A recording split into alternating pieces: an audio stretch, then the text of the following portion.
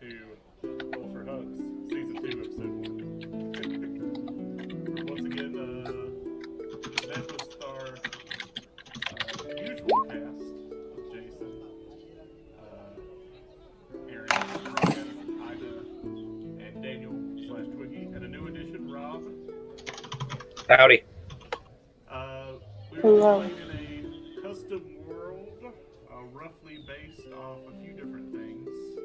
Primarily an old game called Lunar that I loved as a kid and is obscure, so hopefully nobody reads into stuff. But I've changed stuff around, so it's not going to be kind of. You can't look up spoilers. I can't hear. You can't hear me? I'm sorry. Is this microphone working? Yeah, I can hear you. She might have muted the wrong Daniel. She might have. It did. We'll be starting everyone in this starting town of Merivia. It is the largest town in the entire continent. Just a sprawling metropolis. To show you some of the areas you all will know about having been in the city. Where I'm painting here in the up left corner is the main area of the town where trade happens. There's shops of all sorts, blacksmiths, carpenters, all working here, and their homes are settled around it. Up to the north is the main gate out of town, next to which is a very large stables. Over in the upper left corner, to the west of that, in the upper corner, is a religious district that has all the temples of the area, housing for all of them, as well as a place called the Alms House, where the poor and broken can come for assistance. In the bottom left corner here is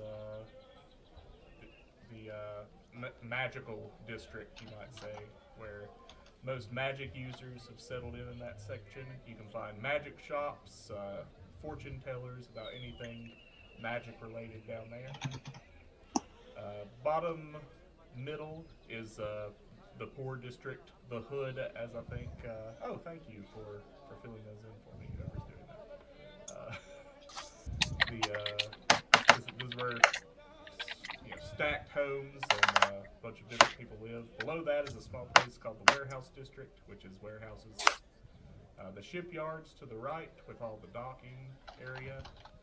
And up in the top right is the high class area where most of the nobility lives. There's some, high class, where you can have high class entertainment and things away from the rabble. At the very top right up there is the leader of this town's mansion. There's a few other buildings that we can cover as we go, but that's the majority of the city. Whatever's brought you here, each of you have been asked by the city guard to look into a matter for them. You were asked to meet at this building here, sort of central to the city. It serves as their primary place that they send troops out through, and also the prison for the city. And you're asked to meet about midday, about 1 in the afternoon, to meet the lead guard there, and he will tell you what's going on and what's going to be happening. Their offer, as it were. I'll probably be late because I need to get some booze. I was going to say, I'm definitely not going to be the first to arrive. I missed 2 districts. What was this one? Which one? I'm sorry. This one. And this one. So basically slums in the bottom where you're at now. And the one up to the top left is sort of just the town proper with, worksmiths and general folk housing. It's the working class folks. The working class folk. Who would be first to arrive? Roll for punctuality. Sim would be on time. What time will we have to be there? They asked about 1 in the afternoon. Yeah, I could probably make it there. But no problem. Okay. Yeah, as you approach, so this is a very large building. The back half of it seems to serve as the prison for the city, where they've locked up any rabble rousers and whatnot. The front of it seems to be administrative. There's a large bulletin board at the front of the building. Did that drop in? Oh yeah, there it is. That you see some. I don't know how clear that's going to be. Are you able to see that? We're able to zoom as well. Okay. Yeah, on the top right, you have a zoom wheel. Yeah, The stuff on the left of that's kind of hard to read. In the bottom right. To the left of this bulletin board is some general notices from the town guard. Basically, general rules of don't murder people, don't steal stuff, sort of thing. And all of this other information. It looks like some people have posted potential jobs to do in the area. There's advertisements for local businesses.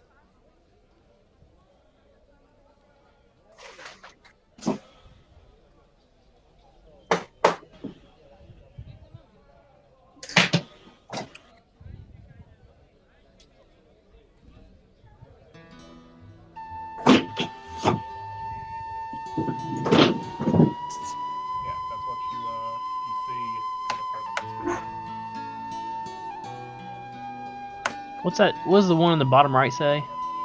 That one says, yeah, that's one is in particularly fancy handwriting. Ooh. It says,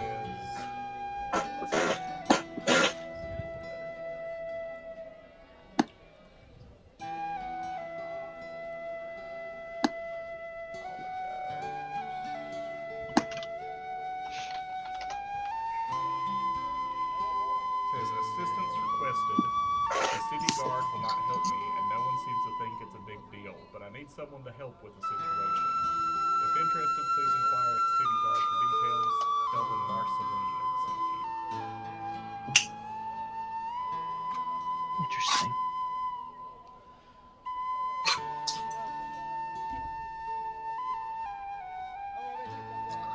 Have we all arrived? We're all here. Yeah, if you all want to arrive, you can, of course, always go on in. Going in, you'd see a reception area with a sort of bookish-looking half-orc at the front area. It would direct you all into a conference room on the side. Okay, heading on in. Do we know why we received these summons? It was just a sort of general request of a job to do. Okay. Why'd you drag me down out of the hills, son? When you first enter, you don't see anyone in guard's attire there. It seems to be an empty conference room with your fellow adventurers. So this would be a good, probably a good point to introduce and describe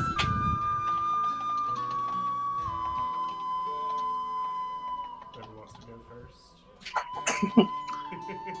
Well, Papaw ain't afraid to go first. What are you young fellas doing down here, and lady? I got a summons to come down and talk to the prison guard here, and I figured it was about my whiskey.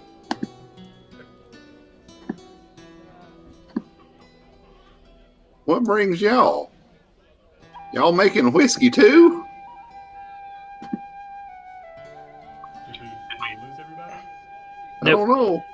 So Sim will introduce himself as Sim Jalame. He is an elf who is wearing what look to be pretty fancy clothes, but they still look sort of like servant's garb, like you would expect to see like a butler or a steward wearing. Like a tuxedo? D&D butler or steward.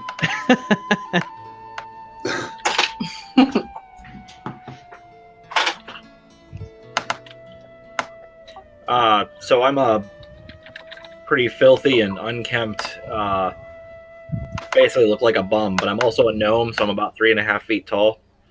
And I stink and stagger a bit, clearly drunk.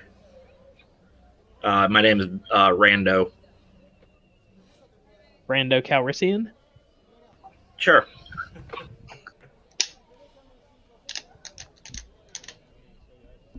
Okay. You see, Dr. Grigori Petrovich enter. Very large man, dark hair, kind of grayed in spots. He's got this big, wild, like unkempt beard. Just kind of dressed in like just regular long traveler's clothes. Nothing really of note. Carries a doctor's handbag with him. And what was your name? Dr. Grigori Petrovich. So Kelladrey is there. She's standing kind of off in the corner, kind of looking down her nose at everybody, but she's kind of hard to miss. She's about 5'8" or so, flaming red hair, all the way down her back, and kind of has herself wrapped up in a cloak. Not really sure of everybody around her.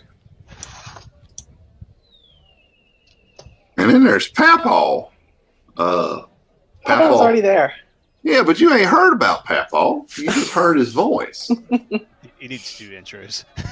We probably heard him all throughout the place. So. He might have forgotten, and then like You'd hear him before you see him. him. He's a little old man. I say little. He's average height, kind of stooped a little bit, and this sort of average build. Not wearing full on rags, but he ain't wearing nothing new either. He's got a big old. You're echoing pretty bad. Is that just me? Oh, I was enunciating. It's coming through Ida. I just muted myself. No, she I think she muted herself. Okay. Is that better? Yeah. Mm-hmm. Yeah. Okay. He's got a big old backpack on and a big crazy hat and a big crazy white beard. Sort of walking on, like an old branch. It don't quite look like what you would think like so it wouldn't be a quarterstaff you got from the armor. Let's put it that way. But it's sort of a walking stick.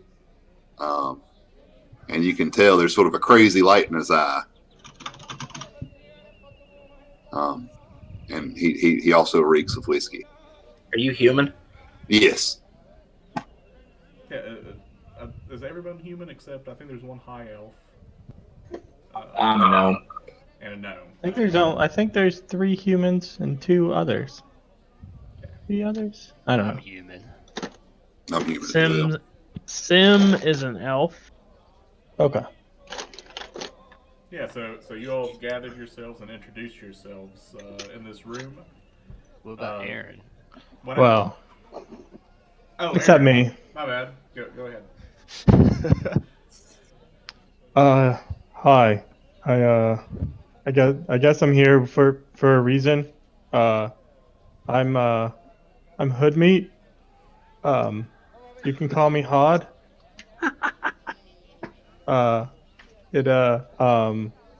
Hey. So what you see in front of you is a creature standing there in green, completely green, scaly.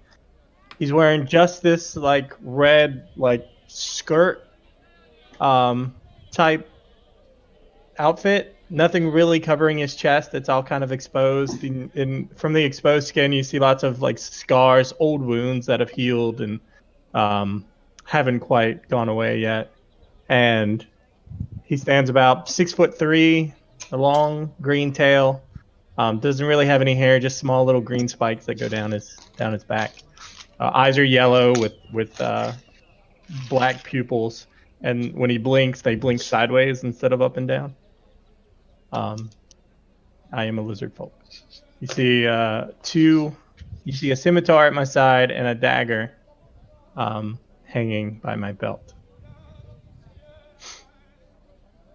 Alright. So, everyone being introduced, you end up waiting a few minutes in there before a gentleman comes in. You'd guess in his early 40s. very severe looking, with a sort of a mustache or a magnum mustache. Blonde-haired, comes in and introduces himself as the leader of the guard. Oh, I'm sorry. I was about to go into it. Oh, I was going to ask, did he introduce himself when he walked in? Yeah, he'll come in. Sorry, my stuff was going to sleep over here.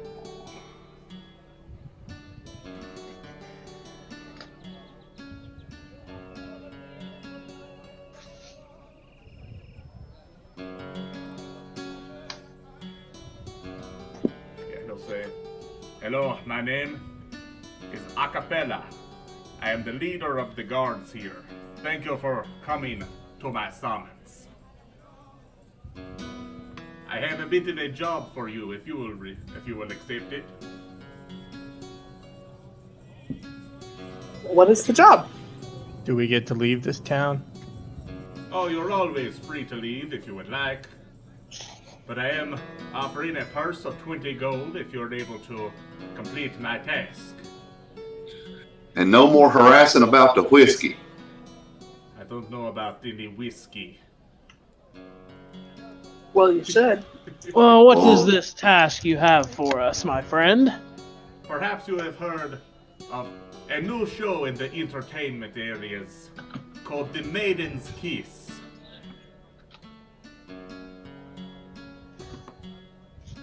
You see, a group of Is it no? performers came into town recently, calling themselves the Fool's Entourage. They're your general gypsy rabble, but they were quickly endorsed by a lady by the name of Asmarissa, a trader that works in the shipyards, shipping in silk and spices. She had a new theater built, not far from the historic one downtown, called the Motley, and they started showing a show called The Maiden's Kiss.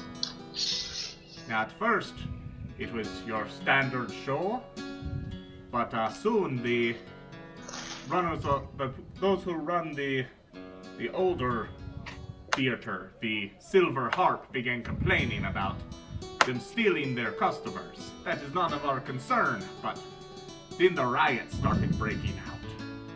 People clashing with each other for tickets, filling the streets.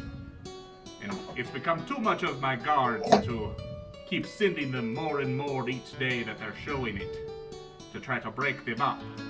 And that is why I'm hoping for you all to help with. I would like you to get tickets to the Motley show this evening and discover what is driving these people to riot in the streets.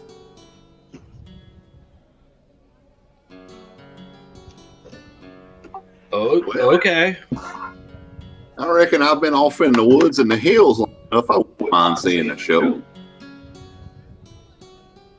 Well, they will begin selling tickets in a couple of hours at 3 in the afternoon. I expect that they will be highly sought after over. Yes, I'm sure we can get some. The Maiden's Kiss is selling tickets, or the Silver Harp? The Maiden's Kiss. I see. The theater is called the Motley. And you will be paying for these tickets. I do not care how you get to see the show, only that you figure out what's going on. I'm willing to pay a purse of 20 gold apiece if you Plus discover the what price is of the driving the ticket. riots. How about half now and half later? That way we can actually afford the ticket to this high price show. And you pay for the ticket. Roll me a persuasion check. Which one was? With advantage, since two of you are sort of bartering here. So both of us? Well- Whoever has highest can roll. I have a +0, so if yours is higher, just roll I with think it. mine also is +0. The Let's two- see, persuasion? No, persuasion is -1. The two least. What? expensive. What? I rolled an 18. I believe that will be acceptable. 10 gold now, and I will pay for the tickets. I believe they are running about 10 gold apiece as well. Probably expensive tickets. 10 gold for a ticket to a show seems a little steep to me. It is highly sought after. I've heard of people killing each other over them. Well, I imagine if they're that sought after, that would lead to some riots. Yes, but I do not know what could be in this show that would cause people to do such a thing. That is why Well, I I'm guess hoping you will help me. we'll find out.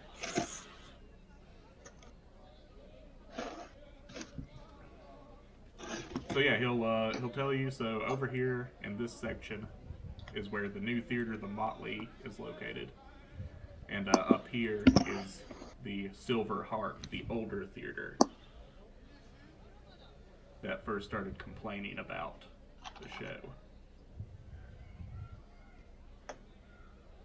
And they were just complaining because they're being run out of business, essentially. Yeah.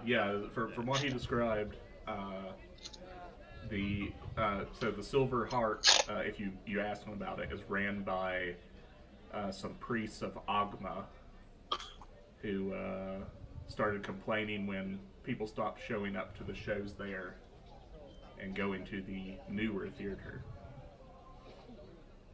Okay.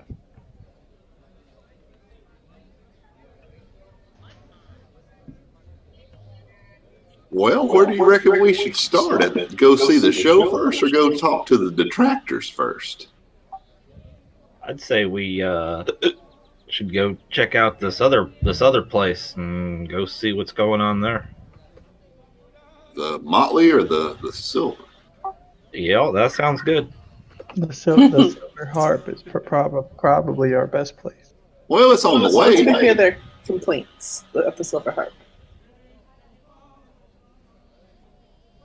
Okay. Yeah. So you guys head sort of northeast into the town proper. The city on this section is very nice and well upkept.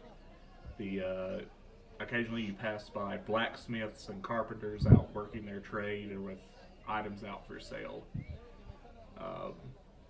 Turning down one of the roads, you end up in sort of the entertainment area where the first building you come to is a rather old sort of stone construction building that has the Silver Harp on a sign outside. You can tell immediately why it got its name. At the steeple of the roof of the building is what seems to be almost an enchanted enchanted silver harp that peaks the roof. Are there? Does this town have couriers? Yeah, it does. You'd be able to get a courier to transfer messages. Okay, I'd like to grab one. I'm messaging you what I want to use them for. Okay. Oh, I like the secrecy.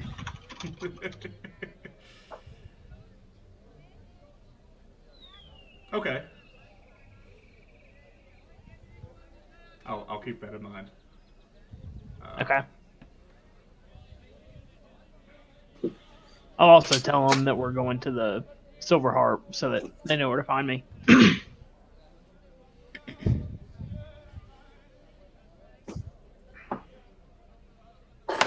Alrighty. So yeah, you guys going in the Silver Harp? Is there anybody standing outside? There isn't. They do have a billing outside. They're currently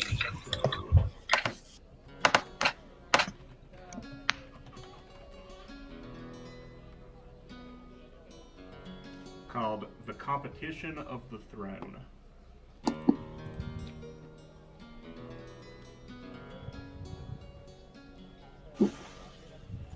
Well, let's head on in and find someone to talk to. Yeah.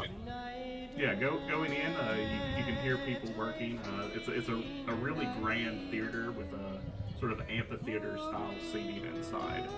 And you see that there's sort of a director up front wearing pretty fine robes, just directing people, putting up props, and preparing the area for the night's show.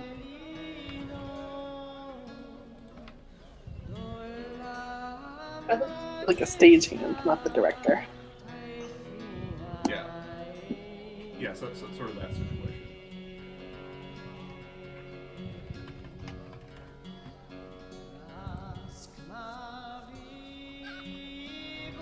You And gonna walk up to it? Is there more than just him up there? I imagine there's a bunch of Yeah, people. there's a bunch of people working around him, and he's directing where they're heading. Awesome. Since they're in the middle of something, I'm just gonna sit down in one of the chairs. What? Okay, yeah. You do that. I want to go up to the person in charge Okay. and introduce myself. Good day, I am Sim Jalame. We have been sent here by the city guard to investigate the possible cause of riots from your competitor nearby. Yes, they've been nothing but trouble. I am Orker. I run the theater here. Well, it is a pleasure to meet you. Well, what can you tell me about this show? Why is it causing such things to happen? Your guess is as good as mine. I put in a complaint when people stopped coming to our shows at night.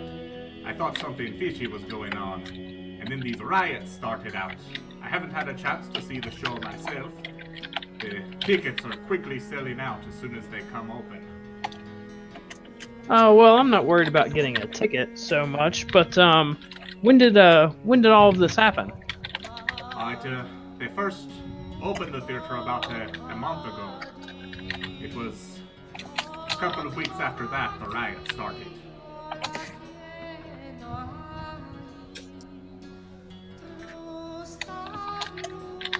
Perhaps we make this other show go away, as you say. You know, for a little gold. Where would they go? I'm a showman, not a mob boss. I don't want to eliminate my competition that way, but I do feel that they are using unfair tactics to drive people to their shows. What tactics would these be, pray tell? If you got riots like that, they're probably using some sort of magic. Well, let me ask you this. When the riots start, where do they start and which way do they head? They're at the ticket office every time they open up. So they start at the theater and leave from there. What now? I said so that the riots start at the theater and then they move on from there. That's right. The tickets get sold, the riots generally disperse a little bit after that, and then occasionally they happen at the showings afterwards. Yes. Why would it be in their interest to cause these riots? It seems like it might actually be detrimental. It could damage their own facilities. Your guess is as good as mine. I don't know how they're doing it, but I think something's up with them. Yes. Well. Very well. I guess if you're not sure and you just have a suspicion of magic, I guess we'll just have to go to the show ourselves and see. Have you spoken to anyone who works there about the riots? Oh, those gypsy types. I don't associate with any of them. And besides, no one's very sure where they're staying in town. I would assume down in the lower class district, but I have not heard for sure.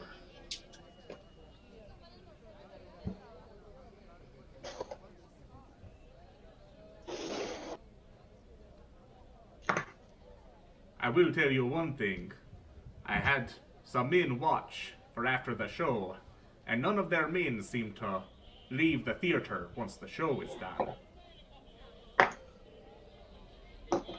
What do you mean? You mean to say they're staying in the theater building? It's a possibility. I just know they don't go through the front or the back doors.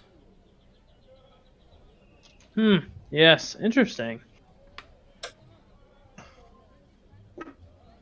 Well, back in my day, I ran a little whiskey and liquor, and there's more than one way in and out of a building now sometimes. How does whiskey and liquor run? It doesn't have legs. When you got Well, he said he was fella running trying it, to, my good that's man. right. He didn't say the whiskey and liquor were running. He said he was running the whiskey and liquor. So presumably he's the one with legs. As in running from the law. Oh, up in the hills. And like you see a puzzled face, he still doesn't understand what you're talking about. Nobody's understood what I was talking about for years. As interesting as this conversation is, I'm very busy preparing for tonight's show. What kind of show are you putting on? Oh, the competition of what did I call it? Oh, I've lost it. So, That's a The good Knights- name. I've lost. I did a Game of Thrones joke and I've lost it. It's like competition of the throne or something like that. Knight's Kiss? No, that's the other one. What now? Yeah, Maiden's Kiss is at the Motley. Yeah, the Maiden's Kiss is the show you've been tasked The to Royal- investigate. Good luck with your show. Thank you. And yeah, he'll go about So his business. if we need to reach you in the future, just who can heck when we find you? Will you always be here? When she says that, I reach my hand out and touch him. I can reach him now. He does. I roll my eyes and be like, I have a smart group of companions tonight. I mean, shall I like to find you in the future? Where can I find you? If it's showtime or beforehand, you can find me here. If not, you can find me in my house over behind the temples. Very good. Good day. that was smooth, young lady. Your mom's smooth. Sir. By You know his mother. By this time, Yes, we go way back. Let's see if I can do this properly. How do I private chat a player? Slash W their name. Slash Yep. W their name. Slash W Got space their name? skills. Yeah, space. Okay. By this time, a courier has came up and handed Brian a note. Who is Brian? Or I'm sorry, Sim a note. Yeah. Sorry, I'm breaking your immersion, guys. That's okay. It's gonna take a while for us to get used to all these new character names. So real quick, in the top right of Roll20, and there's a setting like the little gear icon. You can change your display name on your thing at the bottom, so we can see your name, if that helps. Anyway, continuing. That F wasn't supposed to be there. And the word couch. F your couch. Ah, yes. Well, I think we should proceed to the. To the theater at this point. And try to acquire tickets. If they're hard to come by, we should see what we have to do to obtain them. Yeah, let's do that. What the little man said. All right. Little man. I mean, in stature, you're littler than me, right? How tall are you? 6'2", 6'3". Barely. All right then. Quite Yes, my friend. Now I'll clap you on the shoulder. To the other theater then. So yeah, heading down this curving street of the theater district, a small jut in the road leads to, according to the signage of the road, the Motley. And from this distance, you can already hear a roar of a crowd. Can we go around back? Yeah, you could try to go around the back of the building. Because we still have a little bit of time. You said like 3 hours. It's 3 o'clock. What's your time or ticket still on sale? Yeah, about by this time, with your traveling and talking in the theater, it's probably about an hour-ish, hour and a half before the tickets are supposed to go on sale. Alright, let's do some scouting, boys. Good. Oh yes, that seems like a wise thing to do. Very good. Why don't you take the lead? Ah, well, of course. I will take the lead. Yeah, so are you guys going around the back of this building? Like, are you trying to be stealthy? Or, We're being incognito. Okay. Papaw's got a little creep about him. It's kind of blending in. Yeah, I don't think we're trying to be like actively stealthy, but Okay. just sort of blending in, examining the crowd, and seeing what we can see. Yeah. As you go around and peer around the side of this building, you see this roaring crowd out in front of this building. On the lips and minds of every citizen in front of you, they want to see this show. They need to see this show. Nothing will stop them from seeing it. The entire crowd is at a fever pitch. You see that this desire has turned violent. Hundreds of citygoers have gathered out in front of the auditorium and screaming and yelling. They demand tickets. They demand more shows. Now it seems they demand blood. Rocks and bottles, fists and elbows, screams and outrage. Here in the middle of a riot, you and your companions see that there's a group of what seems to be actors sort of huddled against the doors, sort of trying to fend off this mob as it tries to force its way in.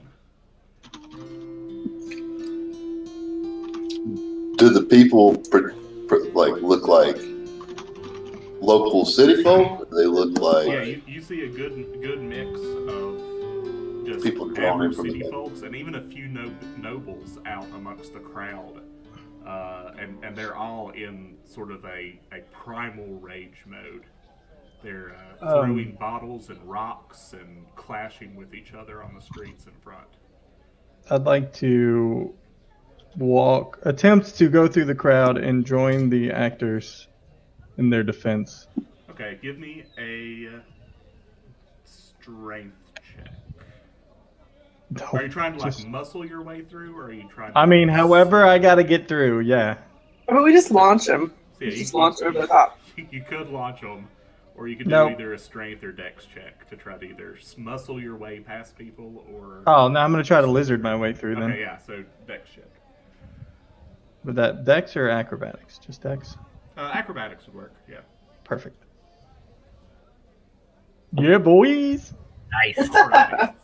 Yeah, it's a tough run with all these clashing bodies, but you are eventually able to slip up through the crowd to where these group of actors.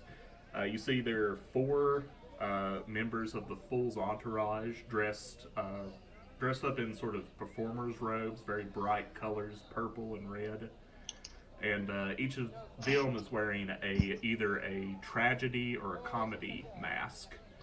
In the middle of them, wearing similar robes, is a man without a mask who seems to be trying to calm the crowd down. And you can hear him say, Now, everyone, there's no need for this. The tickets will be on sale soon." I'd like to try to push up there next to Hod. Okay, give me you're trying to push your way through? Yeah, well, I'm just trying to get up there next to him. So basically, you have the same options of strength or acrobatics. Alrighty, yeah, you're able to pull it off too. Slipping amongst these different people, a stray right hook almost clips you as you push your way through, but you're eventually able to get up with this group of performers. Okay, I'd like to try to address the man who's trying to calm the crowd. Like, my friend, tell me, would it be possible for me to perhaps get some tickets to the show for me and my friends? And I'm going to cast Charm Person. Okay. Let's see. So, how do I roll a wisdom check here, Aaron? Do you have a character sheet? If you don't, just /roll space 1d20 plus whatever you think their wisdom would be. Okay. Or you can whip out your dice and roll it on the table. I have stats for the guy. I just didn't build them out. Oh, I got you. And without paying attention to what he's doing, Yeah, he fails that. I'll just announce myself. It is I, Hoodmeat Forgemantle, the great gladiator. Calm down. I have heard of rumors that there are tickets, and I say a place over here that I recognize. Okay. I mean, I've been here, so I know. Silver I harp. just don't. Yeah, you know there's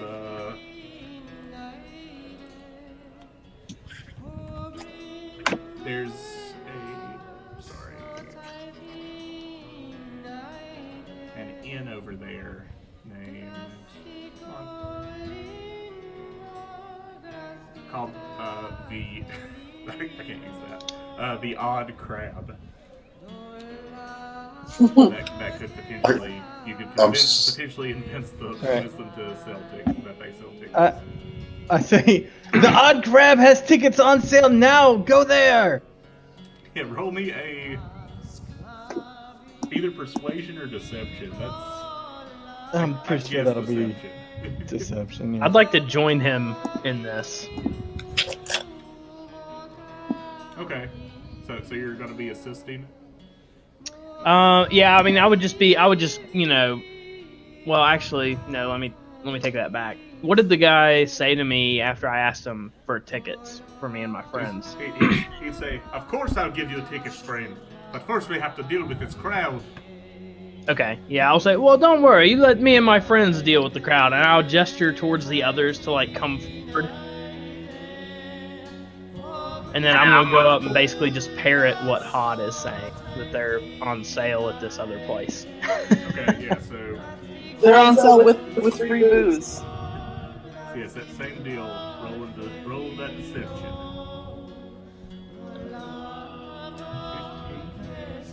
Yeah, it's really hard to yell over the crowd. Mm-hmm. But you do see that at the name of this other place, some of the crowd starts dispersing, and eventually it gets down to a manageable size.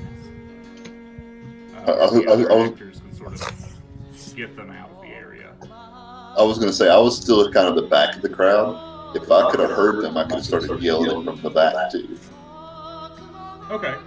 Yeah, and I'll just say that adds into it, yeah. So yeah, working together, sort of shouting over this roaring crowd.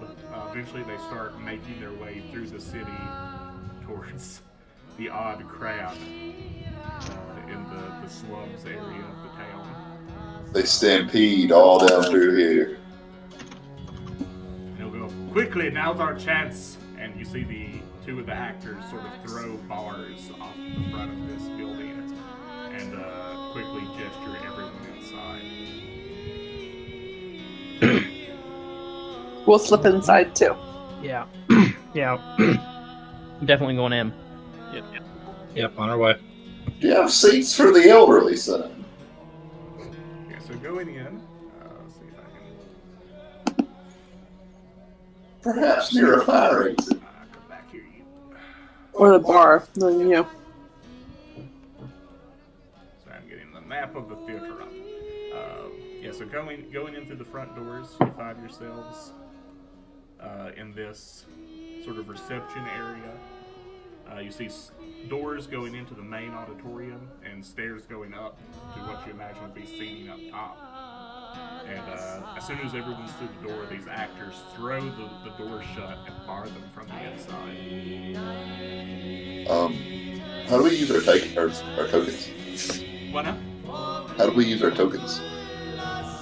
You just pull them off your character sheet and drop them. You don't have to adjust them. I'm just sort of showing you a reference of where you're at. Gotcha. Once inside, the gentleman without the mask will sort of huff and puff and lean against this sort of reception table in the front of the building and go, "Thank you. I thought they were going to tear each other apart out there." Must be quite the show you have here. What's that?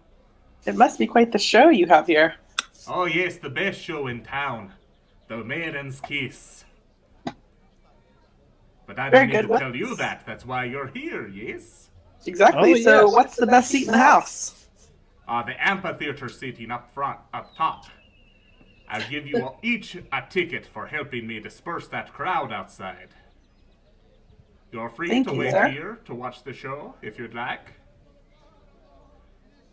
Well, certainly, I think we would be foolish to not take you up on that offer. There's still quite Outside.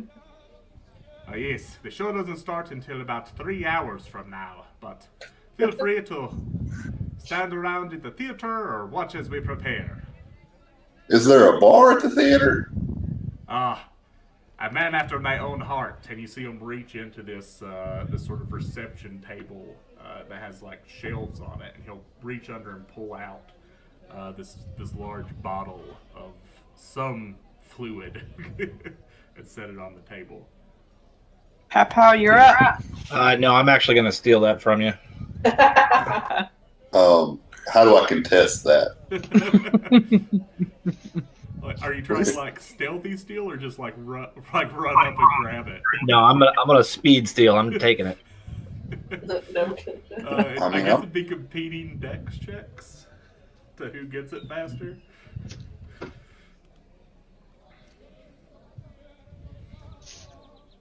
Y'all rolling? Yeah, I'm about to. Sorry, I had to reopen it.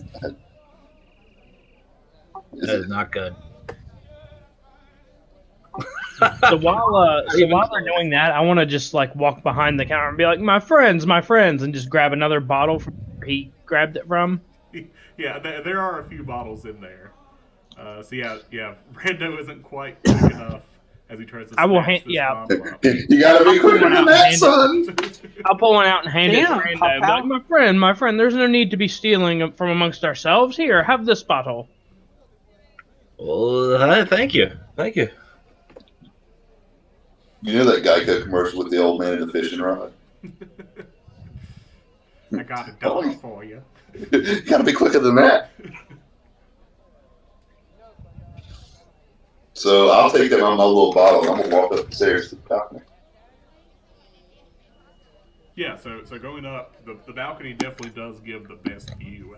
You can see right down. You see that there's a stage set up with these large red curtains. Currently, the main curtains of the stage are open,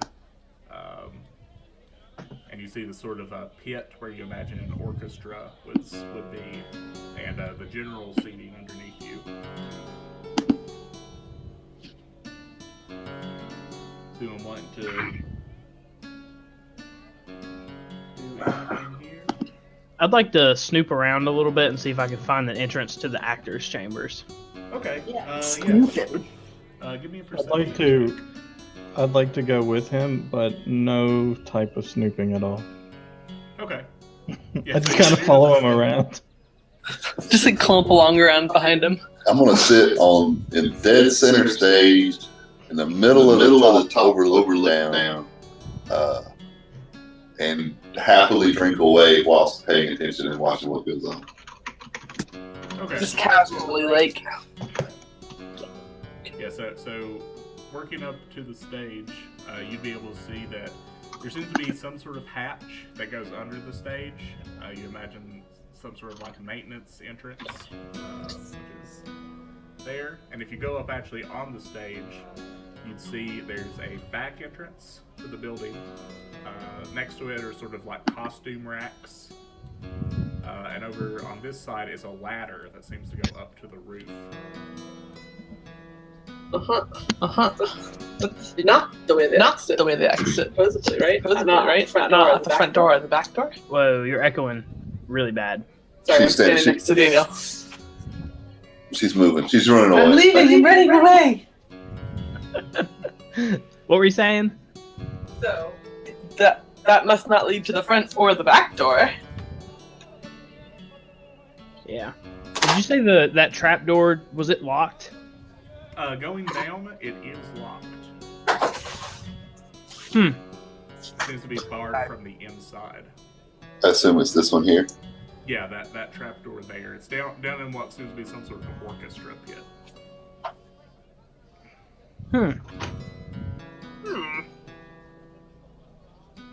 Well, fancy that. So it's barred from the inside. So I guess I couldn't pick a lock then. Yeah, you could potentially try to find something to jimmy it open. I don't know what you have on you. But, Thieves' tools. I don't know. You could try it. You imagine it'd be tough. It'd be a tough check to get it open. Okay, what I'd like to do instead is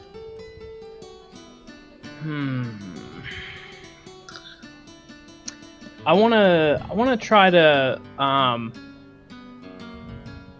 to holler down in there using the voice of the unmasked man that we met, and ask them to open the door. Okay. Give me. Here's what I'm trying to use. I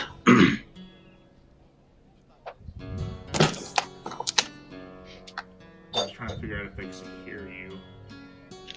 Gotcha. Yeah, I wouldn't know that, so I'm gonna try it anyway. So you just let me know if they hear anything.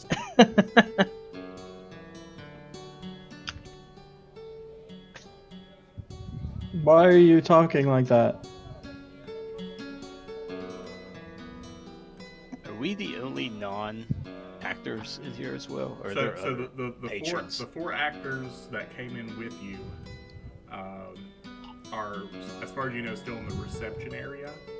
The gentleman that introduced himself as Rando went backstage, and you haven't seen him since he went back there.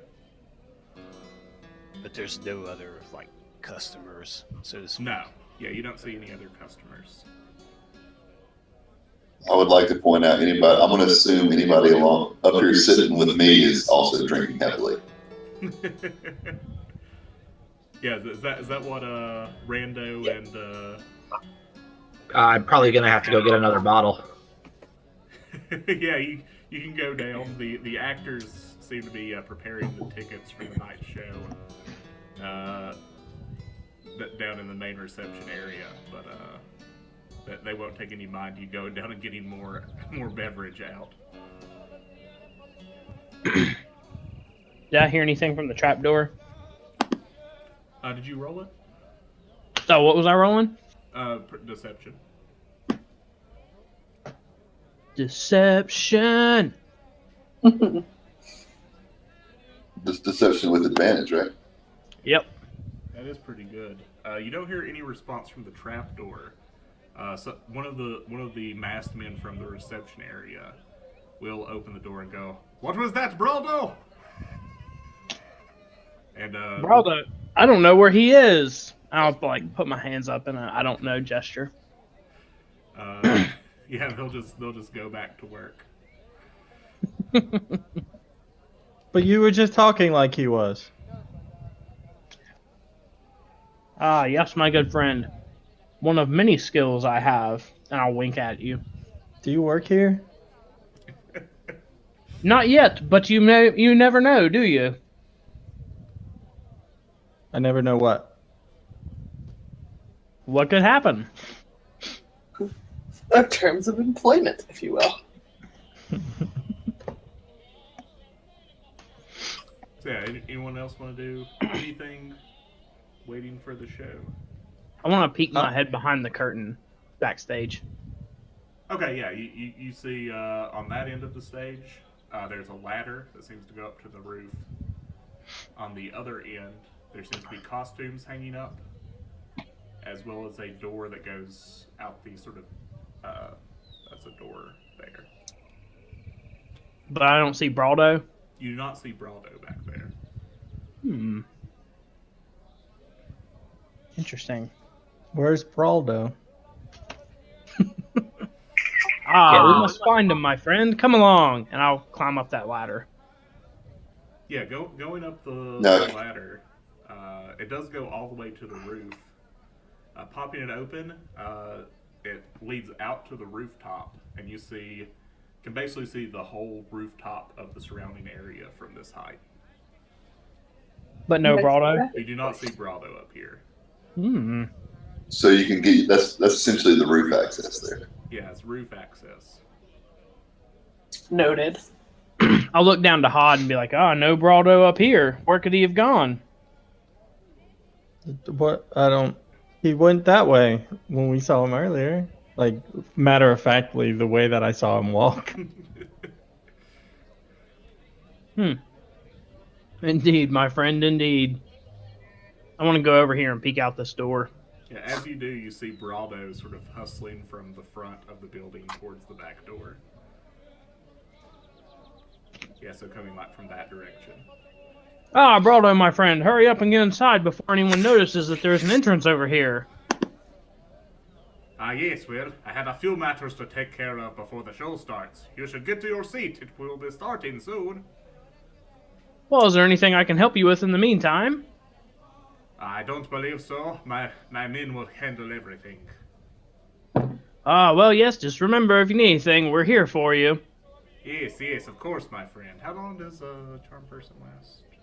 1 hour. Okay, yeah. How long has it been? It's been almost an hour. You imagine it's going to run out soon. Okay, is he staying behind the curtains? Yeah, once he goes back, you see him like setting out costumes for the show and starts preparing things backstage. Okay, I'm going to step out in front of the curtain, and I'm going to take my overcloak off and turn it around so it's a different color. And I'm going to remove the elf ears that I am wearing and dab some gel in my hand and sort of run it through my hair and style my hair differently. Okay. Yeah, that'll work. So now I look different. I would even let you make you do a check.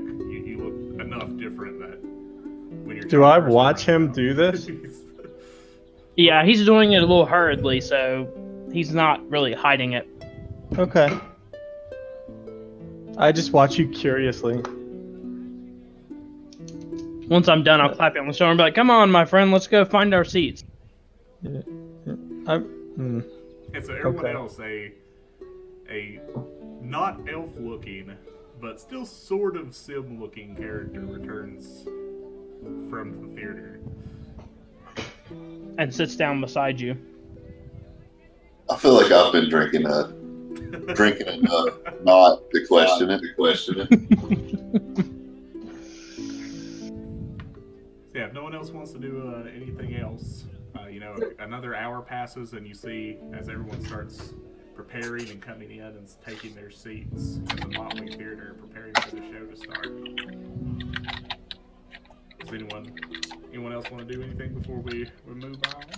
I want to go help guard the door. Okay, yeah, and you do see out front as people come in to see the show that there is a roaring crowd outside. People that don't have tickets are trying to sneak in, and guards or actors are grabbing them and tossing them back out the front doors as the rabble sort of pushes up against the building as the show's about to start. I'll just draw my weapons and kind of look intimidating as I stand there. Okay, yeah. Give me an intimidation check. Oh, sure. Let's do that. Just in an attempt to keep people from acting stupid that wouldn't otherwise. It's like the lock on a door, right? It's meant to keep honest people honest. Yeah.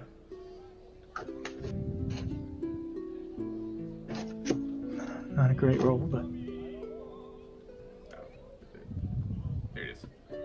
Yeah, you definitely see, especially some of the smaller group that doesn't have tickets, sort of back off from the front of the building. One gentleman comes up. He seems to be some sort of elf, dressed in basically his Sunday finest. He has a large, I forget what it's called, ascot on the front of his suit. He walks up to you and goes, "Good sir, certainly you can let me in. I'm willing to buy your ticket for 50 gold. why, okay, you can have my seat. Your ticket, please." And you do. I will retroact that you do have tickets. Oh, cool. Yeah, here you go. I'm upstairs in the balcony. Best seat in the house. Do you actually give him the ticket? Oh, yeah. Okay. So yeah, you'll buy your ticket, and the rest of the party you see as this elf comes and sits in Hodmeat's seat. Hey, elf, that seat's taken. Well, my ticket right here says that I have entry. No, I'm throwing him off the balcony. Oh my god. Okay. Well, that escalated quickly. That escalated real quick. Give me gets a strength check. I'm going to move my seat real quick. I think that'd be like opposed grapple checks or whatever. We just met. I don't really know that. I'm basically he's not expecting it, so basically I'm just checking Oh. to see how far you fling him. It was unexpected. Everybody get out your measuring sticks. The element of surprise. Hmm.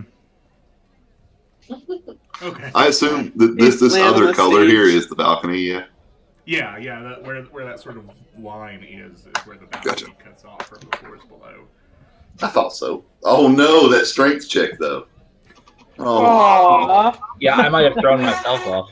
so, Put 'em out. So he's not expecting it, and yeah, both of you sort of grab onto the edge of the balcony and are sort of hanging off the side there. I wanted to Yeah, stand I'm up real quickly and go, Rando, my friend, I'm sure honest mistake. May I see your ticket again, sir? Well, of course, if you'll get me off of this balcony. I'll help him. I'll help him off the balcony and sort of dust his cloak off a little bit, and like, oh yes, there, my good sir. And then I want to do two things. I want to cast Prestidigitation to create a puff of wind, like a little bit of a breeze. Okay. Now I want to cast Mage Hand and try to pull the ticket out of his hand as if it were like flying away in the wind. Okay, where are you trying to pull it to? Just sort of like out over the middle of the thing. Yeah, you can definitely do that. Yeah, so everyone feels this small breeze, and you see this ticket just sort of fly out of the elf's hand and over top of the theater. Oh no, my friend, you must go after that. Quickly now, and I'll usher him down the steps. Okay, yeah, he'll go with you. Okay, as he goes down the steps, I want to just step back and pull it back to me with my mage hand and keep the ticket. Okay. Yeah, you can do that. It's 30 feet, 10, 20. Yeah, you'd have just enough range to pull it back, within the door there. Okay. All right, and then I want to go search for our friend Hod and try to return the ticket to him. Yeah. So while this is going on, Hodme, you're still guarding the door of the Motley, I'm guessing, or what are you doing? Yeah, people are just sort of filing in through the front doors. Past you. Are you muted? Nope.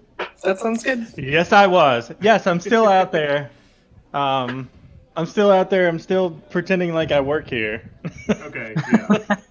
So after a few minutes of out there guarding, your intimidating presence definitely helps keep some of the crowd back as they file in for the show.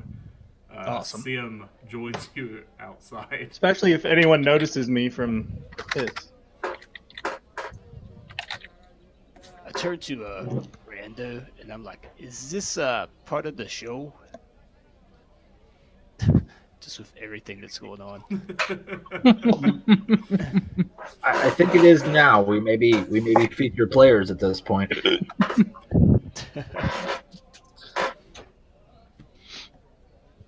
So you come out, give me the ticket back? Oh yes, Hod, my good man. I believe you lost something. I'll hand you the ticket back. Oh no, I sold that. No, well, you see, he decided not to see this show, and so he gave it back to me to return to your good care. What? What? No, he suddenly fell ill, you see. Oh, that poor guy.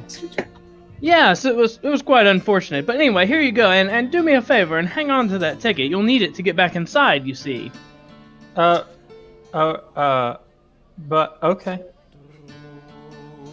Yeah, you guys, after finishing Riot Act, are sort of gestured inside by the actors that are about to start the show. Everybody up on the balconies you're able to see as people are preparing behind the stage. You also see a group of musicians opens up the trapdoor under the stage and files into the performance down there. It's like how many? You guess 8, 10. Yeah, about 10 musicians comes out. You see stringed instruments, some horns, a couple of drums.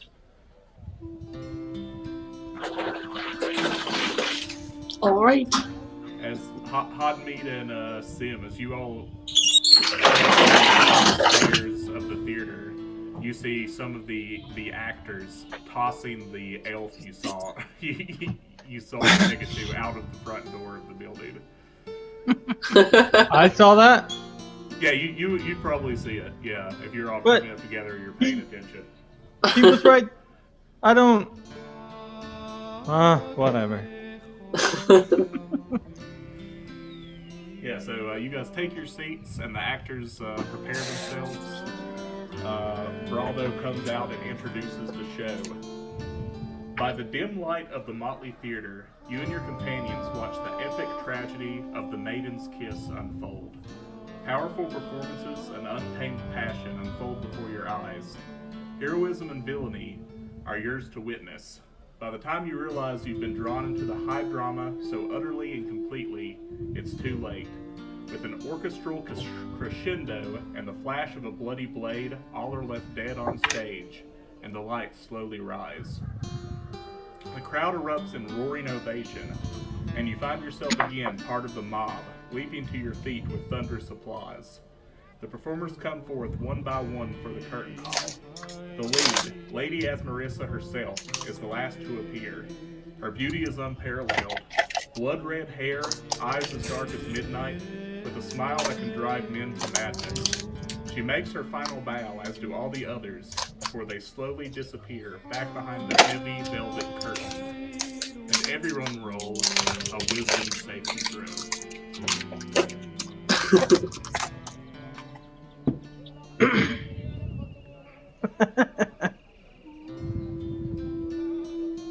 Poor Hod. Oh!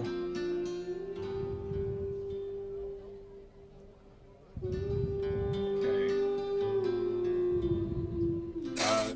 You don't notice any immediate effects, but Well, just keep in mind what you rolled. we roll. Will you just click on wisdom for me?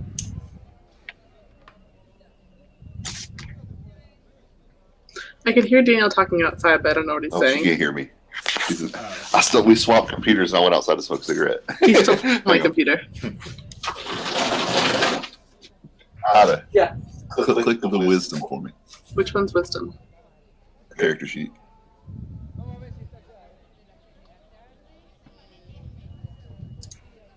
It should be the other Chrome down at the bottom. The other Chrome window. You only have one Chrome window up. Left Firefox. I'm sorry. Yep. And then click wisdom. Okay. There we go. Alright. No immediate effects from seeing the show, and soon people are feeling sort of in a hum of the crowd is pouring out of the building. Can I examine some of the audience and see if they're under effect of some sort of charm or something? Well, how are you trying to determine that? Just trying to gauge, like their behavior, basically, whether like they're just too into it.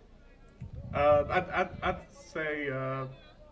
say you'd probably be able to notice they're way too pumped up for this show. Do I feel the same way about the show? Yeah, you felt it for a moment. This pull. Okay. Yeah. Do I feel it? Yeah, you would have felt it for a moment. Just the same with Sim. You don't feel any like lasting effects of it. you guys see is everyone heads backstage except the orchestra that heads down through this understage entrance. That was on stage. That is. Everyone else is heading out through the front doors. Is there like a bathroom or something in here? Is anything like sort of secluded? Yeah, so there's all sorts of. This place is very well decorated with sort of pillars and curtains on the sides of the walls. It'd be pretty easy, you'd think, to hide yourself in the theater. Okay, my good friends, stay here for one moment, if you will. I will return shortly. I want to sort of step into the shadows and try to disguise myself as close as I can get to one of the actors or stagehands, whichever one like most closely resembled my body structure, I guess. Okay. And then I want to try to go through that door. Okay, yeah, you can do that. Give me Okay. Is that a tool you're using when you do that? Yeah, it's a disguise kit. Yeah, so give me I don't know what kind of check it is for disguise kit. You know, off the top of your head, Aaron or Jason? Is it sleight of hand? Or... Disguise kits, if you're proficient, is just a d20 plus your proficiency. Okay, yeah, so D20. Sometimes, depending on what you're trying to do, you can add a stat if you feel it necessary. Intelligence, wisdom, dex, whatever you say. Okay. Yeah, so D20 plus proficiency. All right. Not good. Yeah.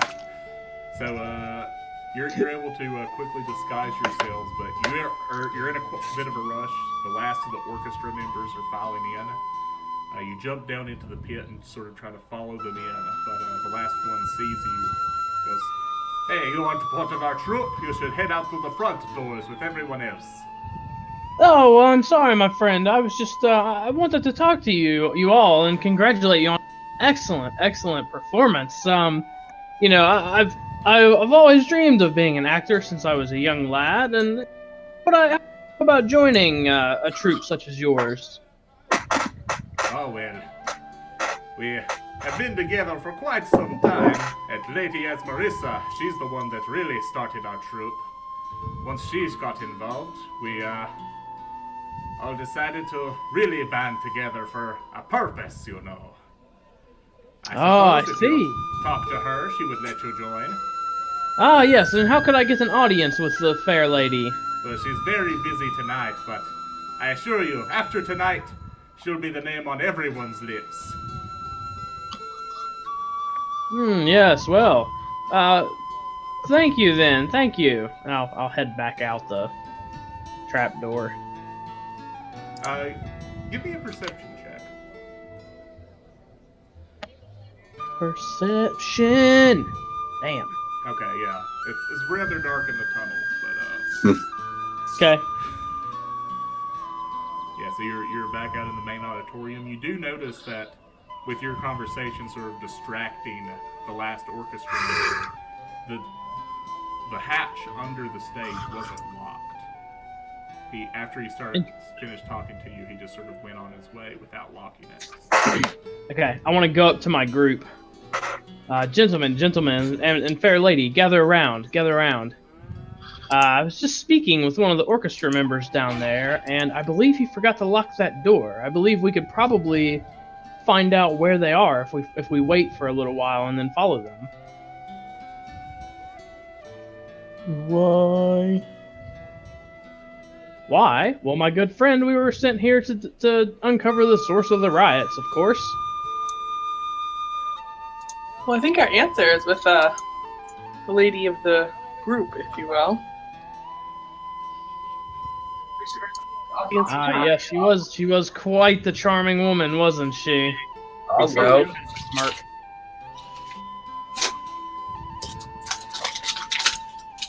Well, what say you? Shall we follow them and see where they're headed? Yep. Okay, so yeah, after a while, everyone's cleared out. it's only your theater, and you can hear a few stage hands behind the stage curtain, sort of cleaning up after everyone.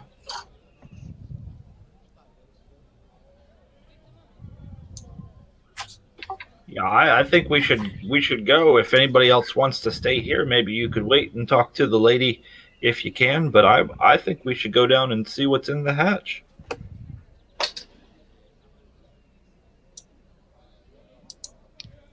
That works. I think I'll head up to the roof, if that's okay with everybody, and keep a watch from there.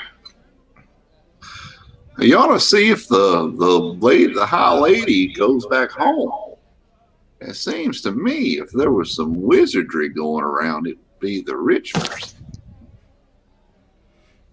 Yes, perhaps, or perhaps she is just simply a distraction.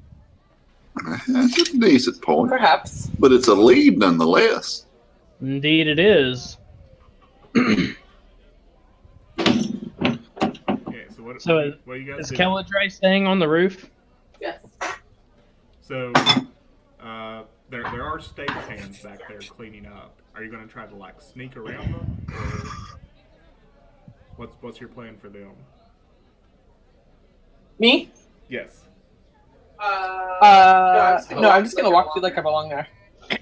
How many of them are there? So you're able to get up on the stage, and as you pass behind the curtain, one of the stage hands will see you and go, "Hey, you! Show's over." Oh, sir, I'm not here for the show. I'm meeting a friend upstairs. Don't you worry.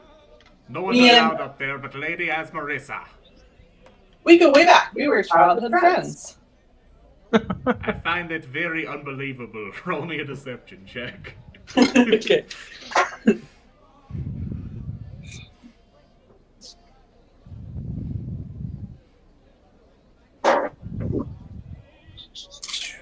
Wait, I just rolled a d20, right? No, so on your character sheet, Yeah, you just have to click deception. yep, deception on your skills. Like there. Yeah. To the right of intelligence. Can't roll deception because I'm deceptive. Well, you did better than I did. Did I do it? Yep. Okay. 14? Yeah, not quite good enough. He'll go. All right. Lady Asmarissa did not tell us anyone was allowed up there. Well, I'll send her a private message. You'll do that. Have a good day. Good luck cleaning. Hey, while she's doing that, are we kind of privy to that conversation? Because Yeah, you'd be able to overhear him. He's not trying to All right. be quiet.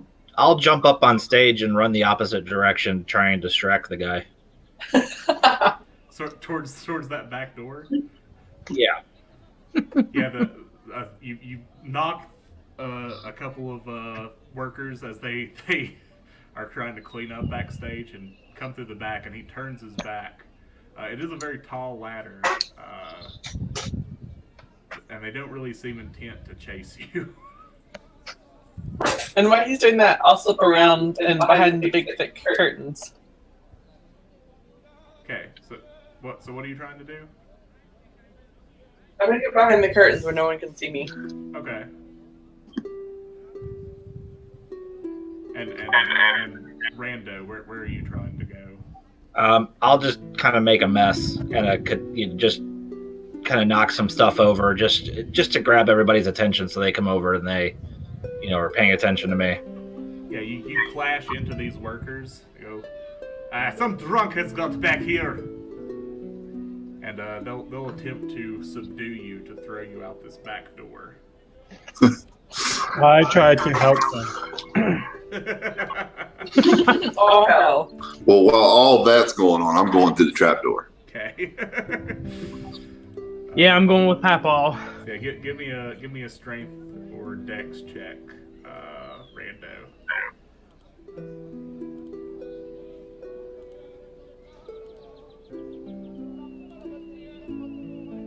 Come on. Damn it. Oh, no. Yeah, they are not able to keep a hold of him. He's got that drunk strength. Quick, get him. Yeah, they're able to slip right out from him. who all's going through the hatch while this is going on? I'll slip out from behind the curtain and get on the hatch too. I've caused enough trouble for them to I'll go down the hatch. try to Don't make my sacrifice worth nothing. Go upstairs. I'm helping the I kind of stand there for confused for a minute, like kind of panicky. The best and then part run is y'all upstairs. both went the wrong way. She went towards the back door and he ran towards the ladder. It's like go. Pod attempts to help the stagehands subdue. The wild Mongolian Rando. running around backstage. Yeah. Those of you who go into the crawl space, what should be a simple crawl space beneath the stage of the Motley is something more. While there is such a passage that undoubtedly leads to the backstage area, what surprises you is the hole of worked stone with iron ladder rungs that descend deep below the theater and into some deeper, darker place. Ooh. Oh, Lord. Perhaps we should get the others before we go down here. I ain't religious, but that's a figure of speech. At this point, who's You on should stage? be religious, my friend. Is it just Rando now, or? And Yeah, Hog. I'm gonna work my way towards the hatch. Yeah, give me some.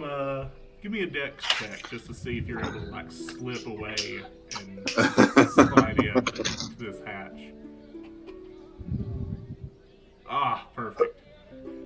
So yeah, they're chasing you around backstage, trying to grab you and get you out of the building. You're just with a dexterous grasp, you grab one of their torsos and slide between their legs through the curtains and flip up and under the stage of the hatch. Whee! Your avatar looks like he's saying. So, Hog, were you back there helping? Yeah, I was trying to stop him from being belligerent. The rest of the actors will go, you're the one that helped us get rid of that crowd earlier. Yeah. Thank you for your assistance. You've been very helpful. Are you Oh. excited for this evening's events? Again? Oh, again? Like, you're doing it again? Oh no, a much better show tonight. Oh, tell me about it. Well, Lady Asmarissa will be showing the whole city a show tonight, of course. Oh, I look forward to that. What kind of show? Well, she'll be playing everyone a jaunty tune. Oh, man. That sounds excellent. Well, we have a lot of cleaning up to do. All right, well, I will leave you to it. This way to the exit? You can use the back entrance here or out the front, whichever you like. If you're getting paid for helping us, you'll have to talk to Rando. Where'd he go again? He's probably joining the others at Alright, our base. Understood. I'll go this way, and I point like in the direction of wherever the hatch is, and I will get paid from him. Thank you for your help. You've done well. Yeah, so eventually, up behind everyone else, Rando flings himself through this hatch. Completely. Does he land on the ladder rung as he comes to? The ladder's sort of off to the side, so it's no danger of like toppling into it accidentally. And then Hog eventually joins the rest of the group under the theater stage. Hey guys, that was a nice guy up there. He was just trying to stop you from tearing his stage apart. Yeah, I was just trying to. Okay, sounds good. There was. Did you guys know there was another show tonight? News to me. Oh, I'm not there. Sorry, never mind. Oh, what's the yeah, other show everybody's you talk about? everybody's here. No, I'm upstairs. she went up the ladder, didn't I'm she? upstairs. Oh, I thought she came down I with think us. everybody went downstairs at this point. Okay. Unless Um, someone wants to tell me different. Yeah, I was she. planning on going upstairs to keep a watch out and seeing if there's any other suspicious movement up there. But I'm cool with going downstairs. It's just about to get down. Okay. Yeah. It'd be hard to get up that ladder without somebody taking notice. Okay. I'm downstairs. So, yeah, he said that Admarisha was gonna put on a big old show for the city. Oh, did he now? And what else did he say? Did he say when or where this was happening? In the city. Tonight, and that she's gonna play an instrument. What? They said that she was gonna. Were you there and I didn't see you? I was hiding in the curtains. They're putting on a big show tonight, and I bet that's the magic I was talking about earlier. what magic? My magic? No, the ones they're placing on the crowds. Oh, Remember, we said on the way in there was probably magic afoot. I looked down at my seat. You're just drunk. Got a lot of drunkards in our group. I got my wits about me. You are. I didn't try to climb a ladder and fail.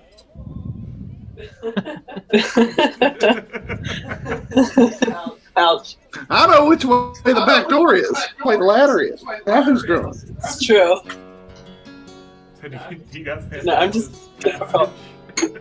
Yeah. Is this sort of area where we should be? Yeah. Like that, where we would come So down? if you go down the iron rung ladder, you find yourself in a long winding passage of roughly cut stone, slowly meandering at the downward slope, in a downward slope, easing in a sort of southeasterly direction. Sconces on the wall hold flickering torches, and the ground is damp with moisture. The passage winds into darkness, with two stone archways leading to other chambers on the western side. Faint music can be heard coming from one of these rooms. You hear music coming from over there. Who was eating chips? Yeah. Man, it's loud. What's happening? You might have to repeat everything you just said. So you guys go down these iron rungs under the stage, and you find yourself in this long, winding tunnel that sort of heads off in a southeasterly direction for a really long while that you can tell. There's two chambers that you're able to see from where you land on the western end, and you hear music coming from one of them. Oh yeah, we're going in that. Papaw leads the way. So you guys just charge it. Right behind you, Papaw. Okay. Papaw hops through the door. This room has no door. Oh. Instead, the archway opens into a lavishly decorated chamber with a round vaulted ceiling. Hanging from finely crafted wooden racks along three walls is a collection of elegant musical instruments. A plush carpet covers the floor, and expensive furniture fills several corners. What stands out is the small window into the adjacent chamber, barred like a jail cell. Three men sit in the center of the room, playing one of the most beautiful pieces of music you've ever heard. The playing skips slightly as you enter the room, and the serene looks upon the faces of these musicians vanish. It seems odd that one of them continues his playing, with a nervous look to the window, while the other two quickly stop their performance and produce deadly weapons before advancing. Everyone roll initiative. Oh no! So halfway through pulling out his banjo, Papaw looks quite crestfallen. He was looking forward to a hootenanny. Is there a way to... I don't know if there's a way to get this like tiny room as a battle area. So I might just need to draw it out real quick. Can anyone else not see their token? I think it's on this other layer. It's under the layer, yeah. You just got to move it. I just deleted it. And... So it says there. you've attempted to roll command looking for the value of a selected token, but no tokens are selected. How do you delete your token? Can we just put us click on on that. just a plain map? Yeah, let's do that. I'll help. I got it. Keep I'll move us drawing to the tiny untitled. squares. I can't help myself. I moved us to the untitled map. if you want to just go there. It's just an empty map. For some reason, it's not letting me roll initiative. I don't know Yeah. why. How do I do that? Click on your If you- token. Oh, maps. At the top, if you go to page toolbar, drop down and go to Untitled, Okay. where the Yeah. player's token. Here we go. Now everyone's token's here. You can draw whatever you want in here now. Okay. Oh dear. Papaw. So for everyone rolling initiative, yep, select your token and hit initiative. In case y'all missed it.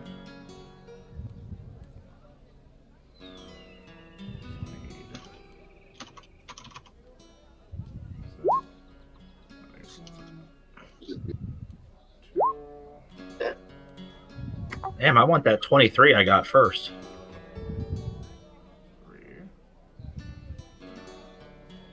5 might fit a drunken gnome better. It's right here.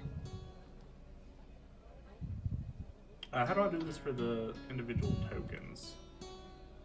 What you trying to do? So I have three tokens. Can I roll initiative for each of them? Mm-hmm. You put them on the map layer, just letting you know. Oh, my bad. I got it. I have a second window open for the DM layer, Okay. just so I can help out.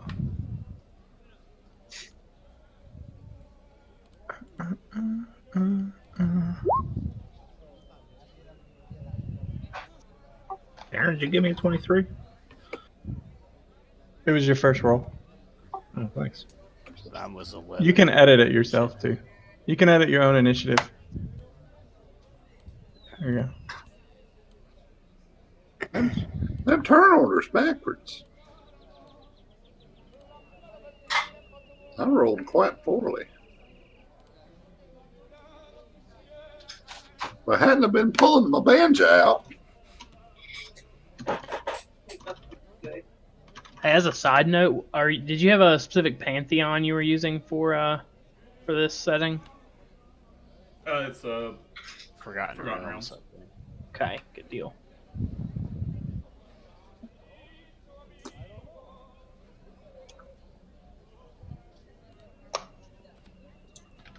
okay. So this one with little.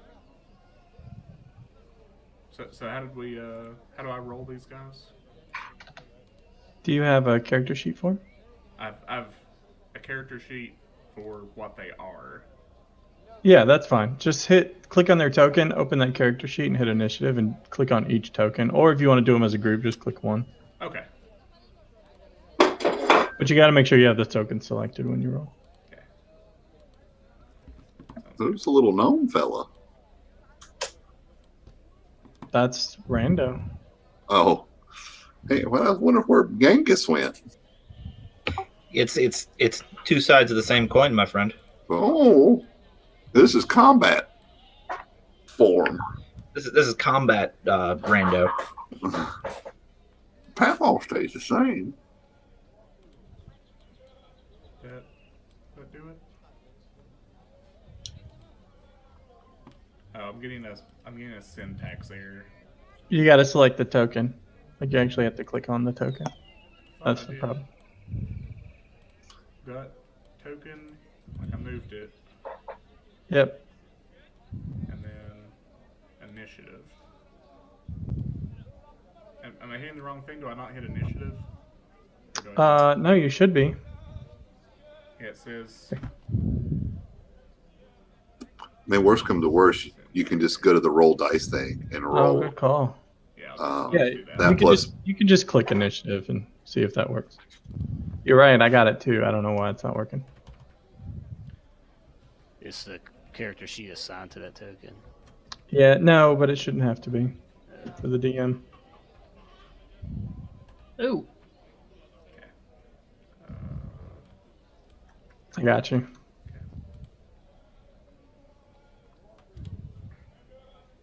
I'll add the turn. You added the token. I mean, you added the initiative. 22. 14. There you go. Okay. Lord, one of them rolled a natural 20.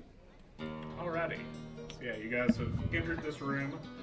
This one in the far end of the room with a little symbol over his head is continuing to play as his two companions draw daggers to attack you. And Rando, you are first up. All right, let's go for let's just run at this one over on the, I guess, the top. Okay, let's run towards the one over the top. I've only got 35, so I'll move over. That'll get you. Does that get you in 5 feet? Yeah, I think get you there. Well, I was going. Here's another question for you. Like, when you measure a move, do you measure it like this, or do you measure it like this? From your character. From there. Yeah. Okay. So basically, these first two are right at like 35 feet. Gotcha. All right, and I'll go ahead and attack with an unarmed strike. Sorry, I'm just trying to get all my ducks in a row here. I've not played a monk before. Yeah, no worries. Quack, quack. And I'll drop out one key to use flurry of blows. Okay.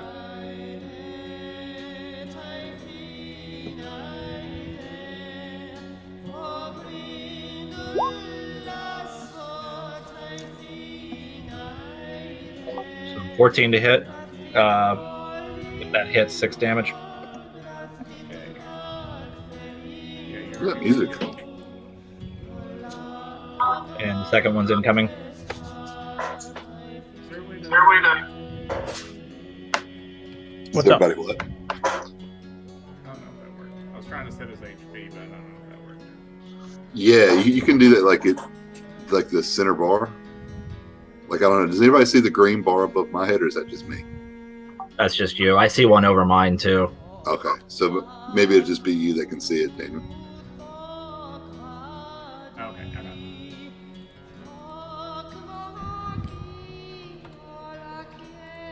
Okay. Yeah, so you hit him. Did you hit him with a slice? Yeah, 6 and Yeah, both times for 6. Yeah, so you give. Come on now. Yeah, you give him 2 good whacks, and he just is not expecting it. He looks pretty bad just from those 2 hits. But still standing with his dagger. Next up is our spy, or our performer here. Attempts to hit you with his dagger.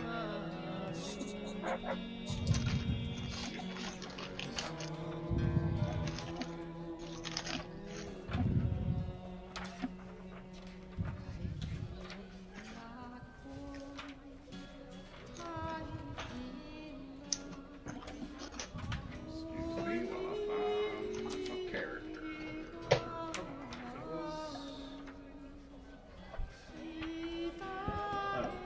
It'd help if I looked in the monster manual and not the player's handbook. Here we go. So he'll, this one in front of you will attempt to flash out at you, Rando.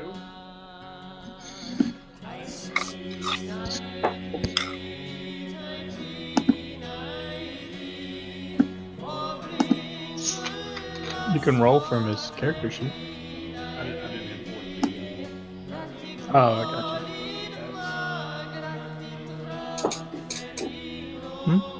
Is it the one I think it is? Should have the attack. I didn't copy it over that way. I just typed in. Okay.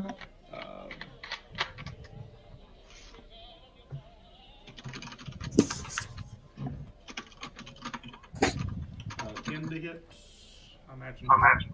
I have a 15. Okay, yeah. And actually it gets 2 attacks. So he'll try again for 22. Oh. I have a 23.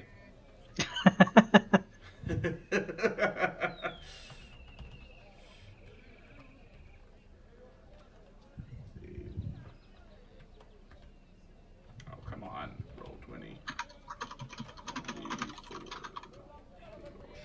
4.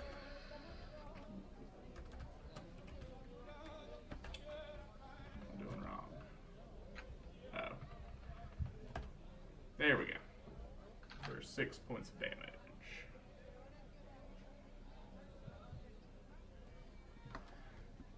That's all he can do. Next up is Hod. I'm gonna draw my scimitar and just stroll into the room and just look at at number 2 and say, "Don't you know who I am?" And that's my entire turn. Are you taking like a? Nope. Okay. How do you get it to do the measurement move like that? Click your token and hold it, then hit the space bar.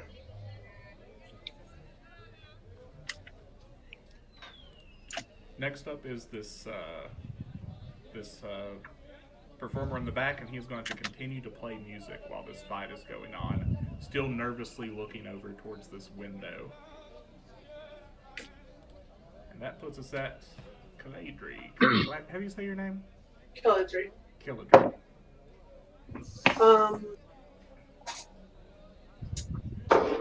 I'm going to draw hold my quarterstaff by said window and kind of position myself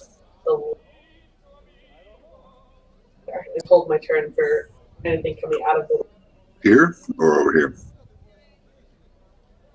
So the window's about. Did they adjust that for the diagonal 40. distance? 40. Yeah, it's good. See? So yeah, as you get up to this window, you're able to see into it. Through this window, of iron bars are set. More at home in a castle dungeon, you see crude cut stone walls of a room wet with ambient moisture.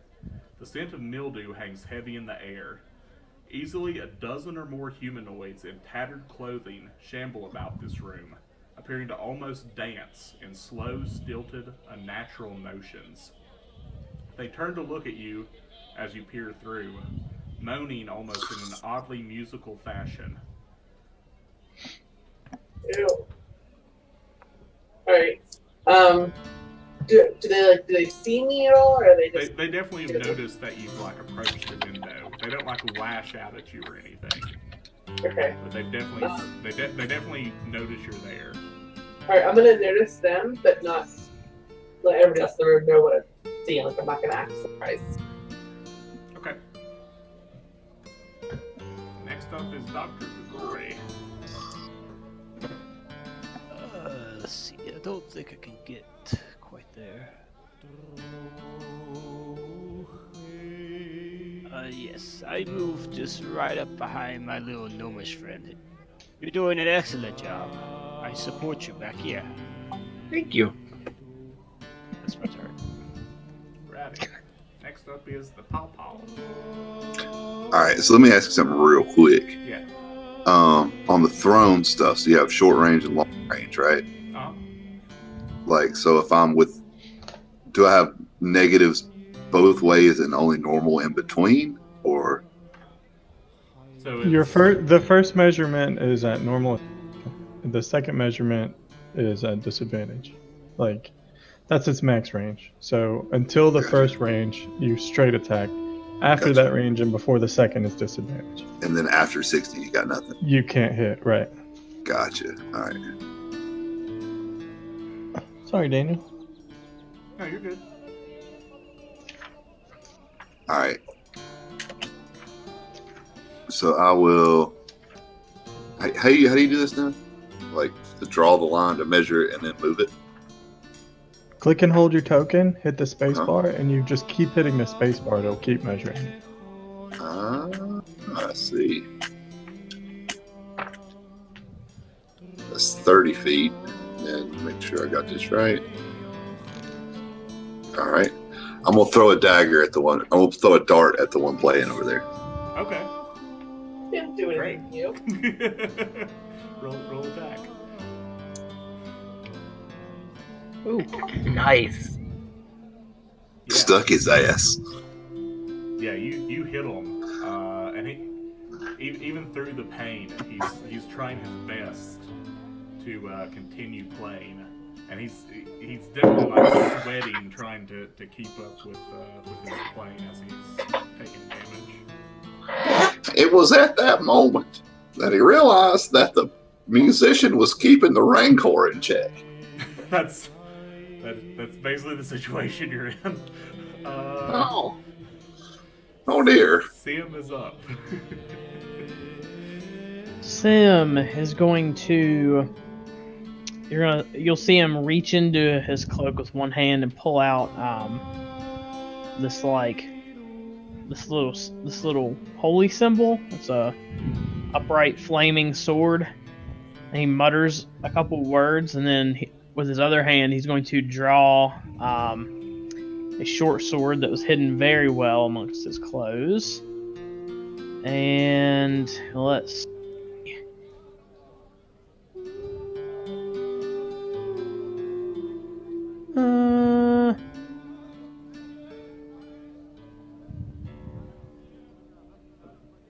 He's going to. Somebody's breathing into their mic. No breathing for.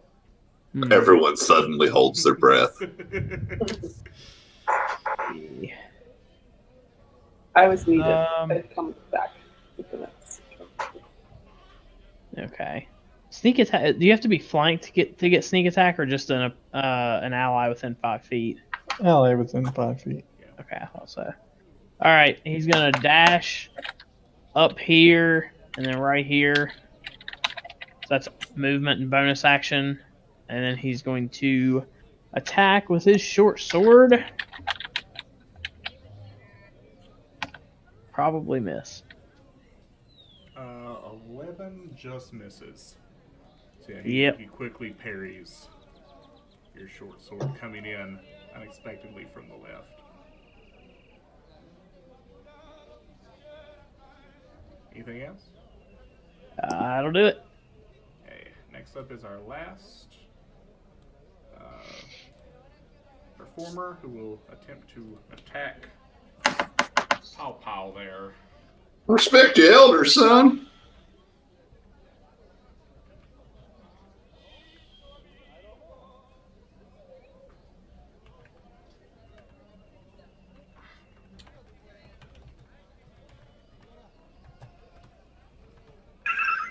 Ten to hit.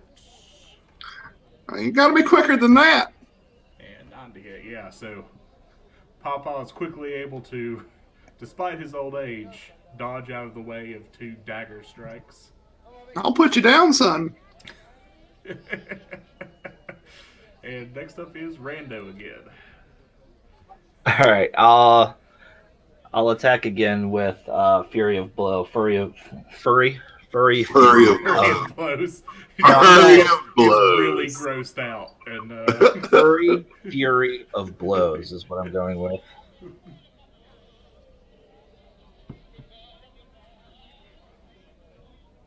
For the first attack is incoming. Yeah, 11. So I'm... nope. And second one is incoming. Yep. That'll hit. Yeah, so this That'll one's- do it, son. This one's definitely looking worse for the wearer.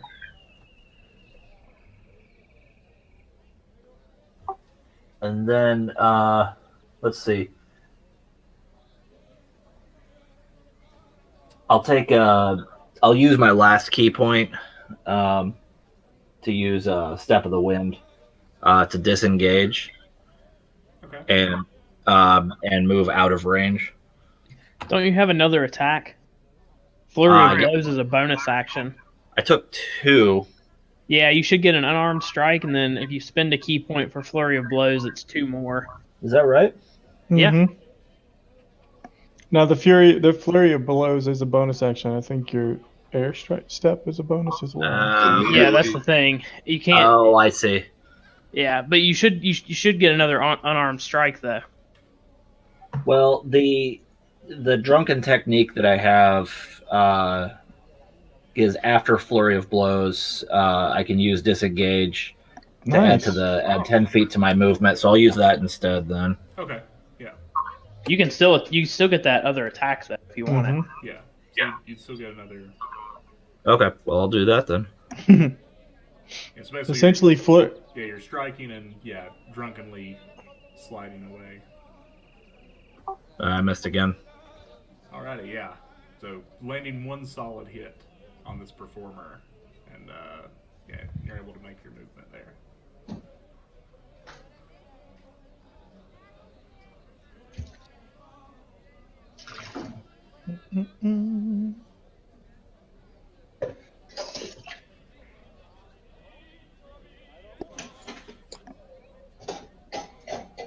That was a lot.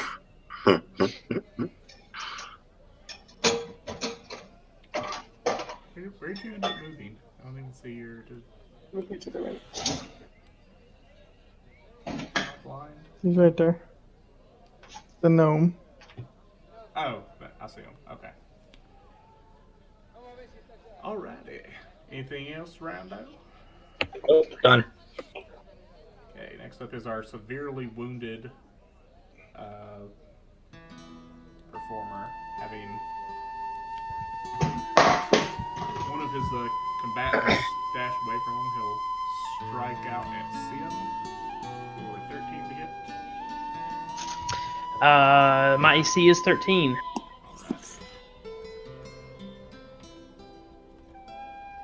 For 4 damage. That bastard. And nat 20 on the second attempt. Ouch. Ow, my booty. For 8 points of damage. Woo. Yeah, so Rando dashes out of the way after landing a blow, and then this performer, just in a rage, slashes out at Sim. Next up is Hod. Okay. Allow Hod to show you what it means to fight. Hod will take a swing at red one. With this, he pulls out his dagger, but he takes a swing at red one with the scimitar. Okay. That just made him sound really awful. That didn't work, so he's going to take a bonus dagger swing at red one. Alrighty. Yeah, the dagger does make contact in the back of his. Actually, And as it, yeah, you're not flanking. You could have flanked, couldn't you? if you have flanking, yeah. Well, If you Where's use, Gothrak what when I'm you saying need is him? you could have moved 5 more feet and flanked him and got advantage. that's fair. So do you want to roll those again there, real quick, Sure. just to see? Scimitar. Yeah. You don't have to roll the other one for this yet. Okay. Yeah. So Hod, you quickly get into a flanking position behind Sim. The performer is completely distracted as you slash him down. Awesome. Then I'd like to direct my offhand to number 2.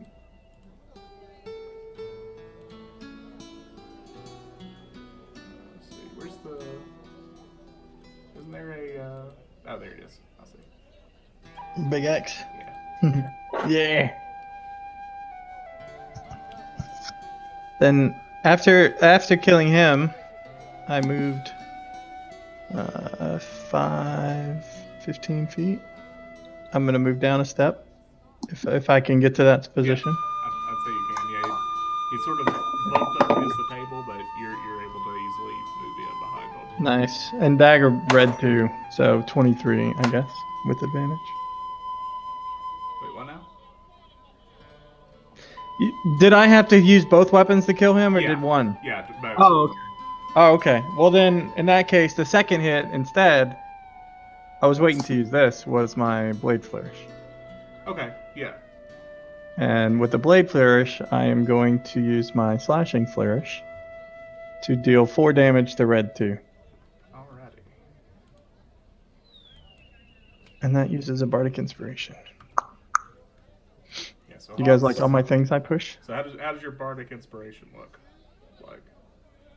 Well, in this case, I use my bardic inspiration to use. It just uses the dice, so to do my blade flourish. I'm trying. Let me rephrase that. What does it look like when you use this ability? Oh, so what you guys see is my scimitar strikes, and then my dagger comes up behind, and as it comes up behind, you watch as I twist it in my hand and kind of backwards stab Red 2 without looking. Did any of y'all just lose the map? Mm-mm. I lost the map. Did you like zoom out of it or something? Literally wasn't touching it. I was reading his thing when it happened. You might have to Refresh. refresh it or something there. So yeah, that's what it looked like. Alrighty. Anything else from Hot? That's it. That's all I got. Next up is performer on the far end of the building. He still is going to try to continue playing. Some blood from his dagger wound sort of dripping onto his instrument as he plays.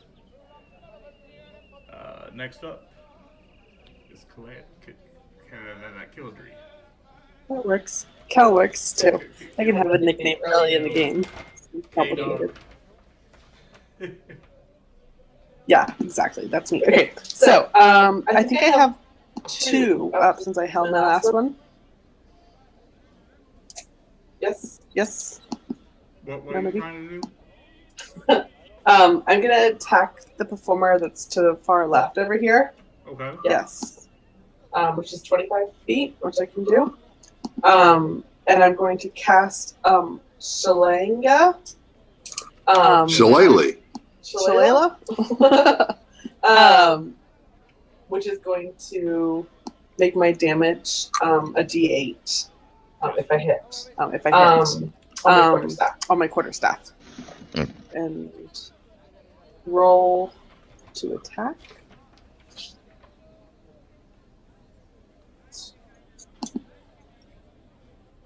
Come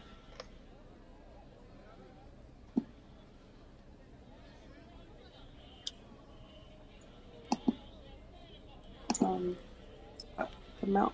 No.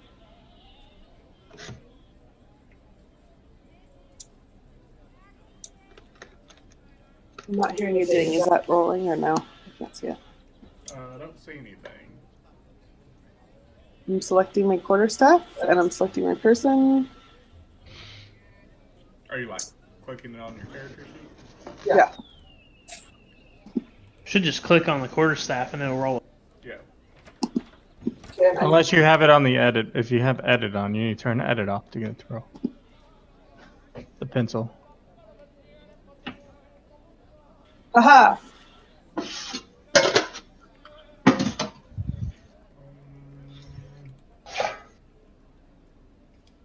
Did that roll or no?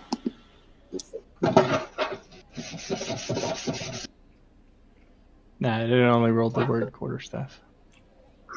Hold on, I'll get it. And do I need to select the spell as well? Come on now. Yes, you need to select the Shillelagh Or as do I just well. add it to my uses? It's one of my cantrips.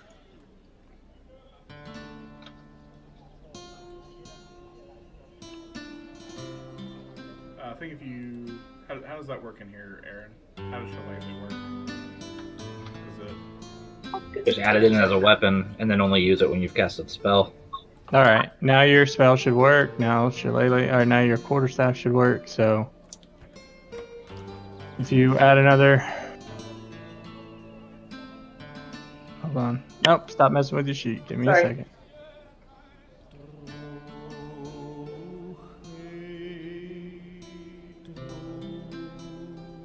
All right, and then this time your spell modifier, and it's a D8. You said. Yes, for damage. It doesn't add. Does it add anything to the bonus of Shillelagh? Daniel, do you remember? Does Shillelagh get to add your wisdom modifier to your damage instead? Okay.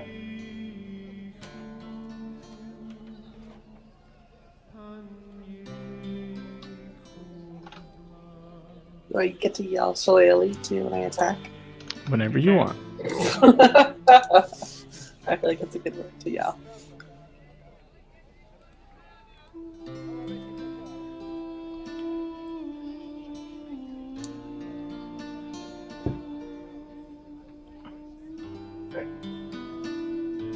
There you go. Roll away. So, like, if you go to your spells, you can actually click Shillelagh, so everyone can see it. Ooh. Except it didn't post what it should have, but that's okay.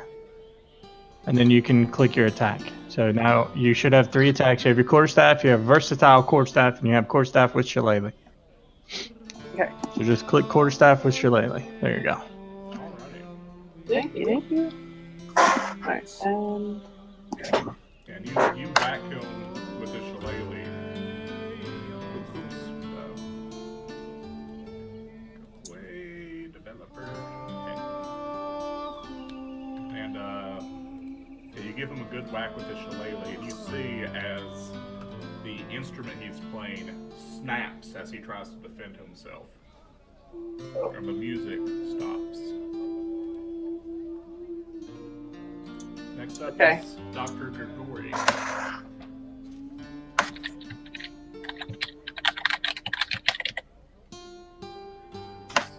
Sorry, I was muted because of little kids. Let's see here. I will move right here and attack.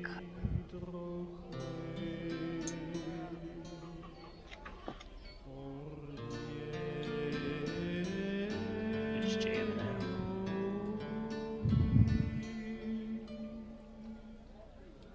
Yeah, that'll hit.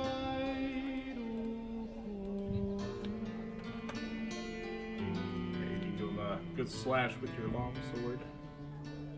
He's still standing, sort of sandwiched between Hod and Papaw there. Anything else from Dr. Grigori? Yeah, that's it. Alrighty. Next up is the Papaw. So how's the guy in front of me looking? Pretty bad. What instruments were they playing out of curiosity? The guy in the back was playing a lute sort of instrument, a stringed instrument. I got you.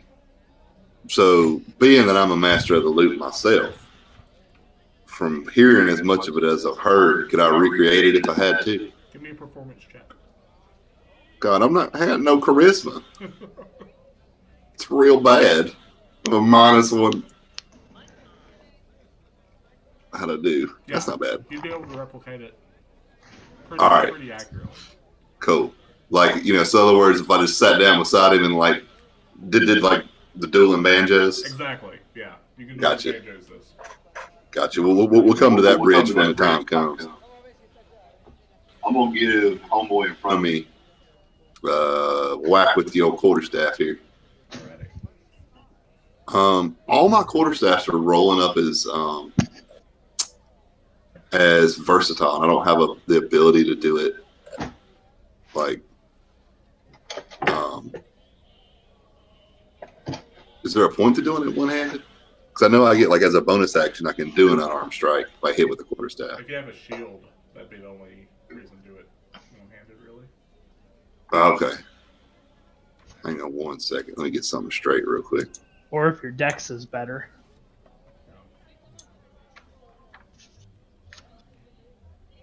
Gotcha. Hang on. If you have like really bad strength, it wouldn't behoove you to attack with the strength aspect of a versatile weapon. Gotcha. Hang on. No memento. Oh, I hit the wrong thing. Hang on. There we go. Okay. All right. So I'm gonna give him the old whack. 12 to hit. That'll hit. All right, he takes 6 there. And then as the bonus, I'll take the unarmed strike. Give him a slap upside the cheek for his insolence. Yeah, that slap almost knocks him off his feet. He's You damn right it does. Got that old. I got that daddy strength, son. He's looking really beat down. Next up is Sim. The Hod just slayed the opponent in front of you. Oh, let's see. I'm going to. I'm gonna go over here and flank this guy.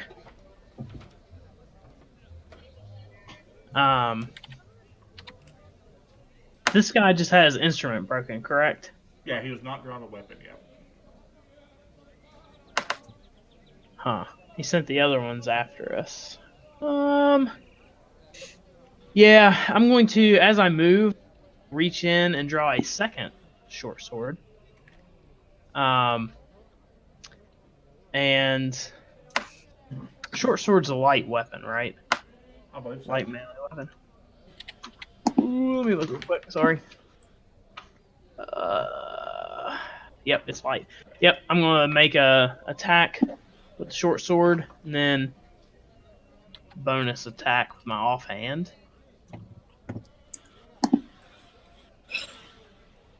Alrighty, offhand one hit. Okay. Plus sneak. Oh, yep. That'll do it. Describe how you killed this performer. I'm just gonna come up beside him while he's like looking at his broken loot and just sort of like slip my short sword like right up underneath his armpit into his chest cavity. Ow. Visceral. And he bleeds out, the broken instrument falling to the ground. All right. Next up is our last performer, who seeing himself surrounded and his companions killed, will drop his weapon and sort of huddle on the ground. What's going on here? Yeah. At the top of initiative, you hear the moaning from the room next to you just increase itself exponentially. And Rando, it is your go.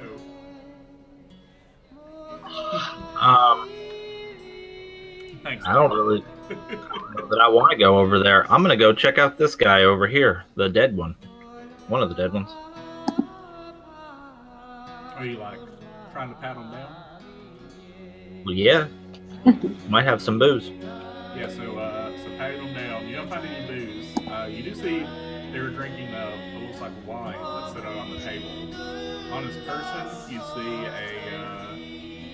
see he was carrying a just standard dagger, and he has a reinforced performer's mask that could presumably protect your face in battle outside of any actual benefits.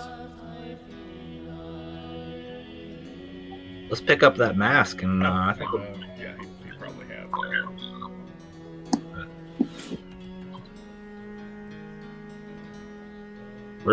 I'm done. I'm not gonna do anything. I'm just gonna stand back here. He has about 17 silver pieces on him. Okay. Well, we'll worry about that later. Okay, that guard's dead. Hod, you're technically up. Is anyone wanting to act?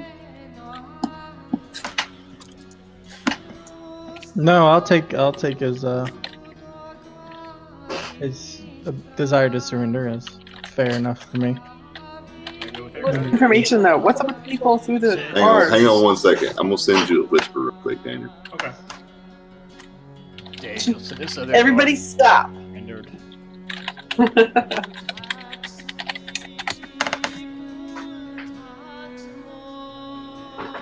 Yeah, this guard is essentially surrendered. Uncle Kid. I ain't familiar with that one. It's a classic. All right. Okay, so what I want to do, are we out of order now? I'm assuming, yeah, nobody said they want to act. So, yeah, you guys are out of order. All right.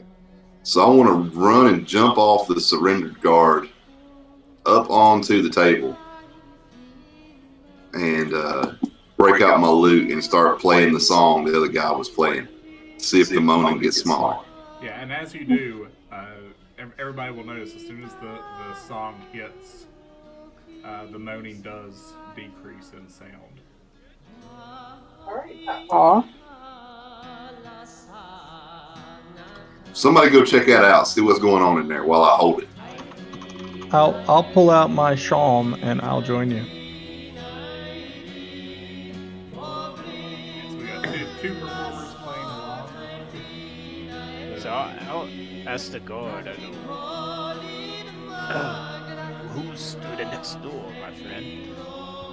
They are thralls of the music, those taken by the charms of Our Lady. We play it to keep them pacified. And if you don't play it, They become unpacified. how exactly do you mean? And I start like shoving him towards the door, like I'm gonna push him in there with him. Please, no. They'll rip an average man apart. Let's What makes them unaverage? They have been affected by the charms of Our Lady. I don't know exactly how it works. I just know that this song keeps them from tearing the place apart.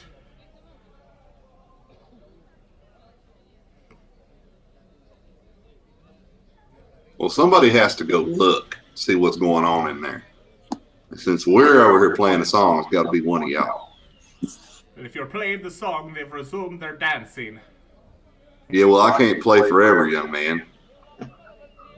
As soon as you stop, they'll start working their way out of that room. Into here or into somewhere else? Into wherever they can get to. Alright, I'll just continue on, and I'll just go open the door and shove the dude in there, just to see what's in there, and then I'll just shut it. Yeah, so this side's just a window, but out in the hallway there's a door that leads into it. Oh, this is just a window here? Yeah, that's just a window into okay. the next room. So, like, if you were to be coming down the hall if you here, come down this way, yeah, there's another door here that's barred, much like the window that goes into the room. And yeah, you see the same thing that Kill saw. Sorry, I lost a page. Come back. Yeah, through this door of iron bars, more at home in a castle dungeon, you see crude set stone walls of a room wet with ambient moisture.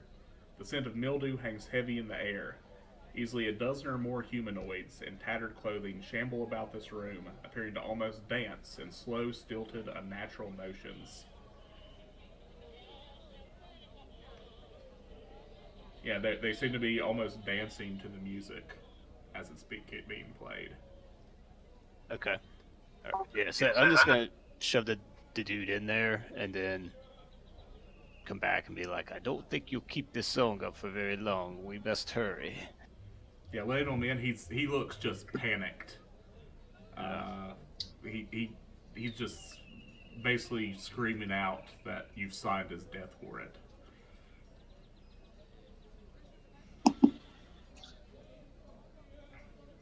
what instrument does he have to keep playing? So you guys are basically in an instrument storage room, and there's all sorts of instruments along the walls: drums, stringed instruments, horns. There is, it look particularly valuable. None of them look particularly valuable outside of just the generic cost of the instruments themselves. Is there a masterwork triangle that I could probably take? Masterwork. Roll perception.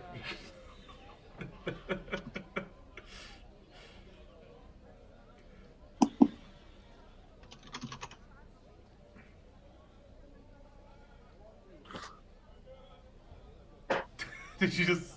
Okay, sure. There's a masterwork triangle. it gives you a +1 on performance checks. I'm claiming that. Yep, it's right there. All you have to do is go over there and get it. I would like to snag a loot while I'm in here, though. Yeah, if anyone wants to take an instrument, there's enough to fit an orchestra in here. A loot for me. That's it. Well, why am I can't really talk though because I'm playing a shawm. Yeah, you're just sort of playing it as you go along, eyeing the loots. I sort of want to hop down off the table and keep playing and then go look through the window myself. Yeah, so you see a panicked performer up. Now he's turned around to face these thralls as they dance. Just sheer terror is in his eyes. How many are in there? You'd say... He says about a dozen, right? Yeah, about 12.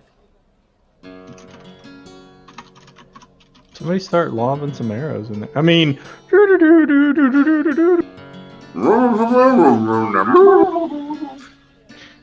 But the iron Papaw, bars you- seem fairly sturdy, so you don't imagine immediately stopping playing would have them leave the room. So if I were to go back out in the hallway and then sort of like come down this way. Yeah, as long as they can hear your tune, they don't start behaving badly. So as I come, I assume the door to there is somewhere over here. Yeah. So actually, let me bring up the map view again. I stopped playing. Well, I'm gonna keep playing until I can get to where I can see. Oh my God, Masterwork Triangle.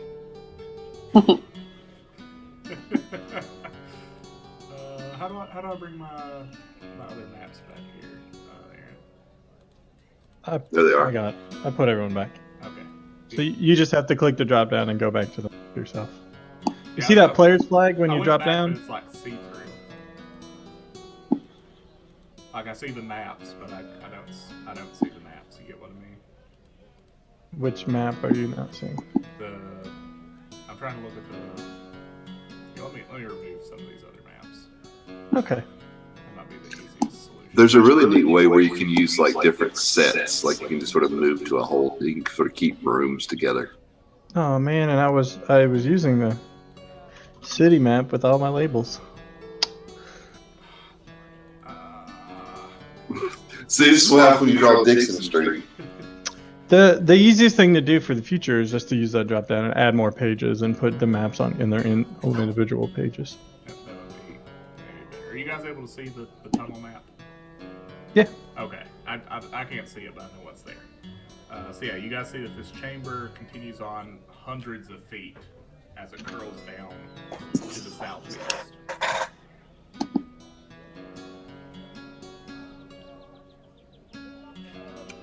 All right. So, Well, I guess. Like when I get to the opening, whatever, like where the door is, and I quit playing. What happens inside? Yeah, you see as the people inside slowly stop dancing, and then they just start moaning at an increased rate. When they see the other person in the cage, their eyes turn bloodthirsty, and they start slowly approaching, sort of in a shambling fashion towards him. Is there a way to bar the door? Yeah, you can probably take some of the instruments and furniture and try to like stack it up in front of the thing, or you could attempt to collapse it, though it does seem to be fairly sturdy stone.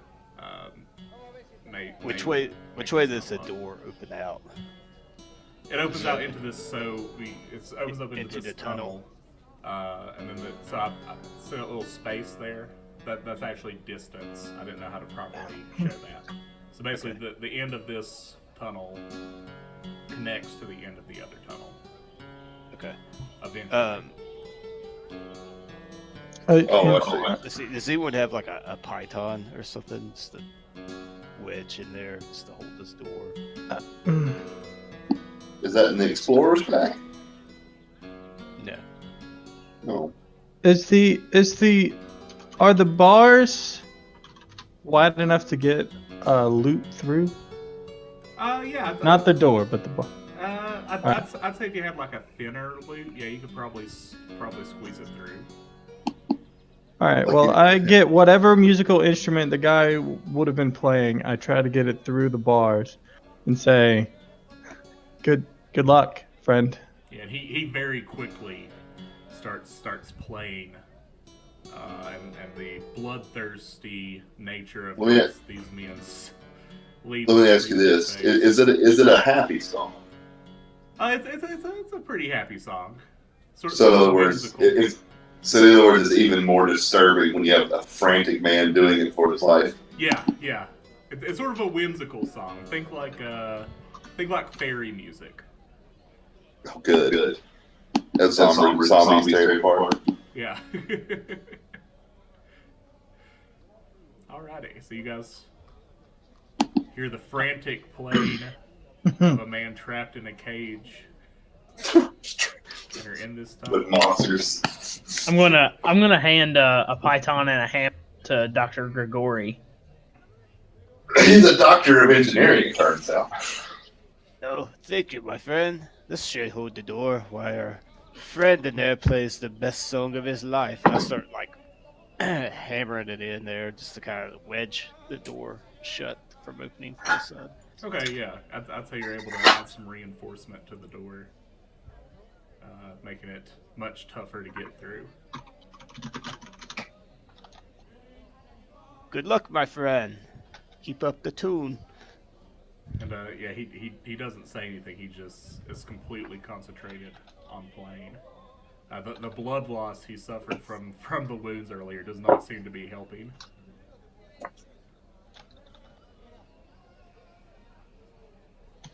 You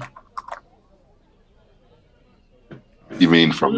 This was an interesting side voyage, but I believe we have. I believe we still have to pursue the lady. We must be heading in that direction shortly, I would imagine. I think this proves our theory of magic. There's some stuff going down anyway. What was that? Cool, nothing. Everything's fine. So where do you guys want to go? You got back up to the stage or deeper into the tunnels? I think we should find out how the crew is getting in and out at night, and I bet it's this tunnel. We should see where it comes out. Or if they ever leave, or if the crew is possessed.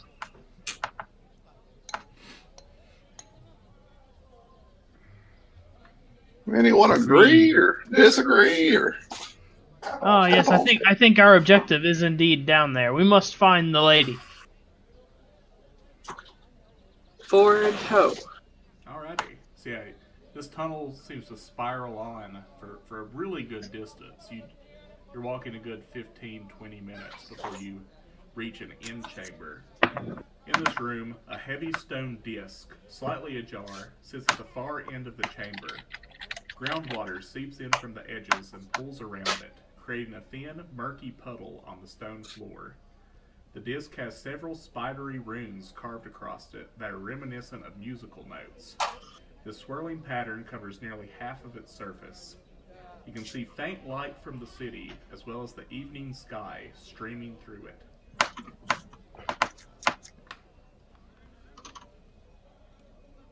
Daniel, did you see my whisper?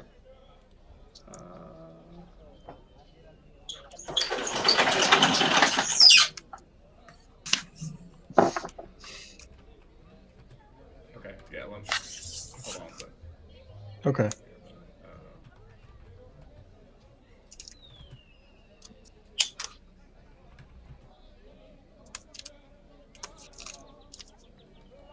Secrets don't make friends. Yeah, but he can explain what's going on or what you guys see. It's okay. We're unable to find player or character with name Aaron. Yeah, Because fishing your her. name Podmeat. Yeah, that too.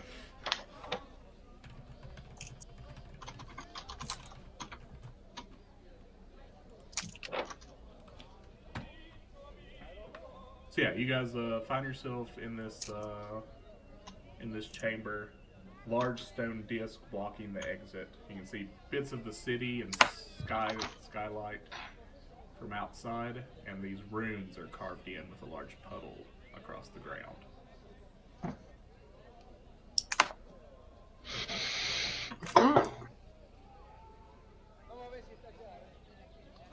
Can anybody tell what the runes say? Give me a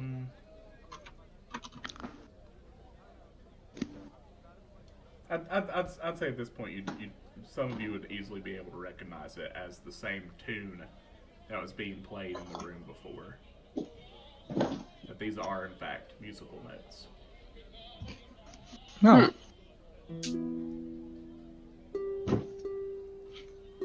Interesting. And is it a song we recognize or just the melody that we heard before? It's the song that they were playing in the room in room.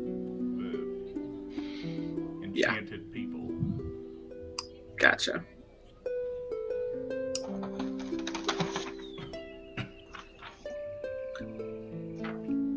Okay, Papaw, are you gonna take a second to memorize it? Yeah, give me a. Was that your performance check? Yeah, that'd be enough to get it down at least the rough bits of it. Okay. Are you gonna play it or hum it or? I'll hum it to myself. That way, if we need it in the future, Okay. we can have it. I know it. Like, 'cause I was playing it earlier for a good little while. Do you go through with that hot meat, by the way? Oh yeah. Okay. just so I know. Yep, totally do. Okay. Yeah. Anyone doing anything in this room? As I show up a few minutes later.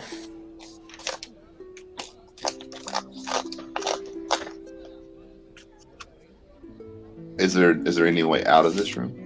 The only way you see out outside of the way you came is behind this disc-shaped stone door. Can I go over? Can I go over to see if it'll roll? You want to try to open it? Yeah. Give me.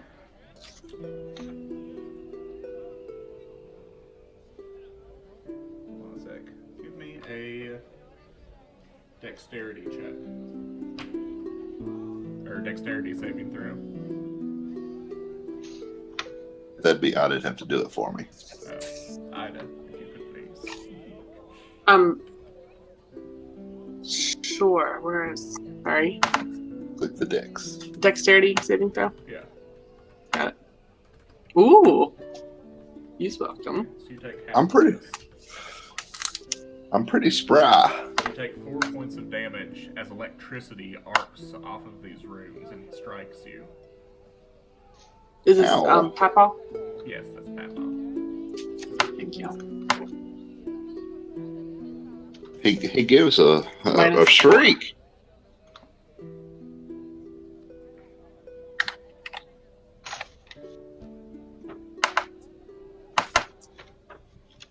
Already do magic-y things. For what? To open this door that keeps shocking me. Oh, is it locked? It seems to be enchanted. On the front of it, covered about half of it, are spidery runes in the shape of musical notes. Oh, so in other words, if I whip my lute out and play the song, will it open? As you do that, the door rolls open. Damn it.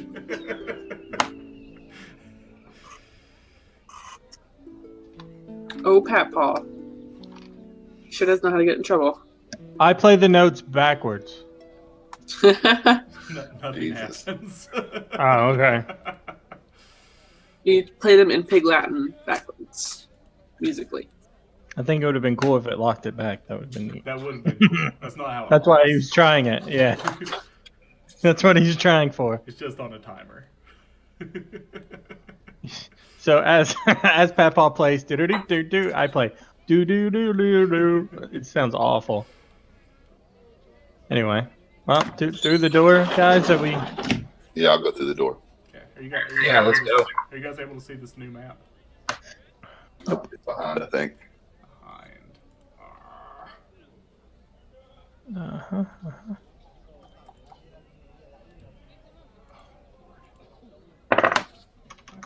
I got you. Hold on. You're back. Which map is it? I don't see a map. This one. Okay. Two back. Yeah. Give me a second. Two back. Where did that map go? Oh, you got it on the map layer. Okay. These other ones aren't on the map layer. That's why. Oh, I see.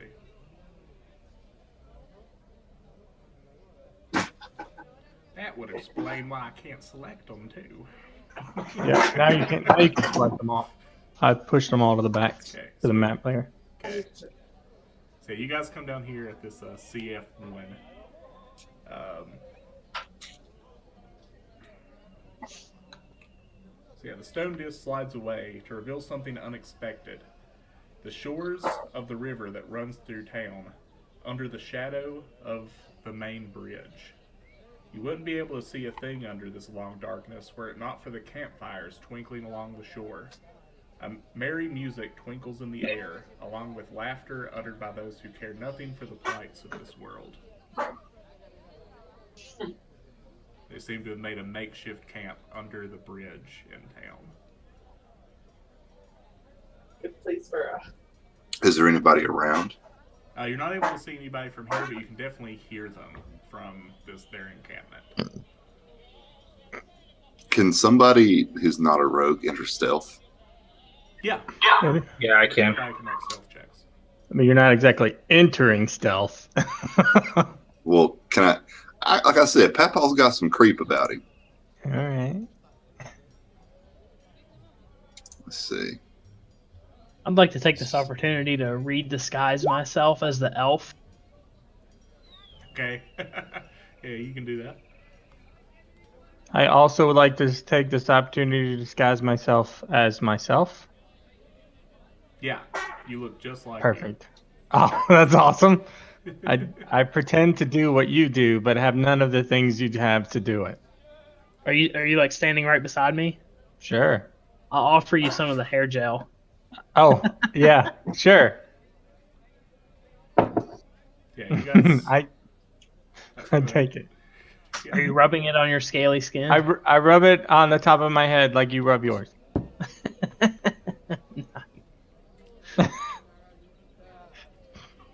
Yeah, you guys see this encampment. How would you guys like to approach? I want to creep along and sort of try to overhear something if I can. So, like, are you approaching? Where on the map would you like to approach? Where did we come out at? So you guys are down here. CF1. CF1. Oh, okay. All right, so I sort of want to creep along, sort of that way. Did that work? Yeah, as you get about halfway to that position, the darkness thins in the light cast by numerous campfires. The entourage performers are gathered together in celebration among a dozen tents.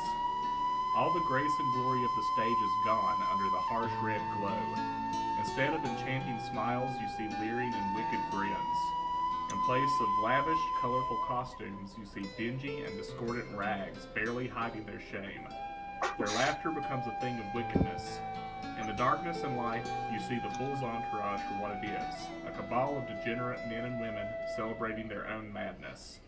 Lingering on the edge of shadow, you feel their ichor creep into your heart. You said we're by the river. Yeah, so this is the river that cuts through the entire town. If you saw the main map, you guys are under the one bridge in it between the slums and the higher class district. So it's actually walled across, sort of higher up to get up to where the city is. And you occasionally see pipes jutting out that allows sewage to enter the stream and eventually wash out to the ocean. Okay. Hey, can somebody hold my pack? As I take it off. Papaw's not a pack holding kind of guy. Oh, yes, I'll take your pack, my friend. Okay. Village is 50 gold. I don't even think about it and just hand it to him. And then I jump in the river. Yeah, you can do that. Yeah, because you have a good swim speed, don't you? Yep. And I can hold my breath for 15 minutes, so I swim around to get a closer view on the campsite. Okay. Well, go ahead and pick where you'd like to come up on shore. Sure. What are the others doing?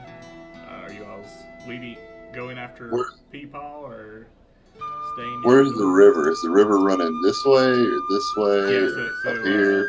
it's running sort of running more easterly out to the ocean. So is it like north of the This is camp? like so imagine like the bridge is going over top, and this is sort of like under the like where the bridge would hook around. Okay. I don't know if I can show you that on the. Well, like if you were to like draw an arrow and first going sort of Yeah, give us an idea. the current would be going. Let's see, where are you? The current would be going that way. Oh, okay. I see. Or actually, from this point, maybe a little bit that way. But yeah. Okay. Generally, this direction. All right. So while Hod jumps in the water to swim around, what's the rest of the party doing? I I'll try. whispered something to you. I'll try and catch up with Papaw. Just in case it comes up, my money is on my hip, not in my bag. Okay. If everybody going with Papaw wants to give me a stealth check. Just for general knowledge of how stealthy you are. Assuming that all of you are stealthy. I'm fucking invisible. Rando had too much to drink, apparently. Yeah, that's with a stealth plus soup in the 5 water. too. It was a critical failure of stealth. He falls into the campfire. Why didn't I roll with disadvantage? I probably accidentally tried to follow. Are you wearing armor? Oh shit, you're right. Yeah. I'll have to calculate that. Yeah, so if you guys draw closer, Rando is sort of stumbling along in his stupor. 5 tents of brightly colored cloth, each one high with a pointed top, ring the outer edge of the performer's camp. While tall, they are not large, and likely capable of sleeping only 1 or 2 at a time. Still, they cast long shadows, and their canvases damp in the night air. In their drunken stupor, they haven't seemed to have noticed you. See, you actually rolled a 17, Jason. Because you can look at your individual rolls. So, Hob, where are you coming out at? I mean, from the river, I'm just getting as close as I can, just kind of sneaking out. So. Okay, yeah, so if you go there... Gathered around a roaring bonfire are a dozen or more men and women in various states of drunkenness. They are laughing, singing, and generally having a good time. Every few moments, one of them cries out, "For Asmarissa!" And they all raise their glasses before taking a drink. After a minute or two, one of them climbs atop a large footlocker and calls for order. He is better dressed than the other members of the entourage, with a fine doublet, a broad baldric, and an oversized top hat. When he smiles, the dark edges of his lips accentuate his perfectly kept mustache. You would probably recognize him as Baldro. "Tonight, my fellow fools, tonight before the rising of the sun, indeed at the very strike of midnight, all of Bard's Gate shall... my bad. Indeed, at the very stroke of midnight, all of Maribia shall bow before our beloved Lady Asmarissa, and we shall be the rulers of this wretched city. As we speak, Asmarissa is preparing the final components of the ritual at the Motley. Soon our Lady Asmarissa will climb atop the auditorium and lay her enchantment upon the great idol at its peak. One sound from its silver strings, and everyone in the city will be hers, and ours to command. So raise your glasses to the fools who became kings." At that, the crowd erupts with a cheer and tilts back their drinks. I will probably drink as well. How many of them are there, you say? There are 13, including Baldro. And that are out in the open. You imagine there's probably some more in the tents around as well. And you'd see that here. See if I can make this go. Ooh. Let's see, here and here are larger tents compared to the ones around it. So as he's up on his footlocker, I want to throw a dart at him. Okay, you can do that. Roll me an attack roll.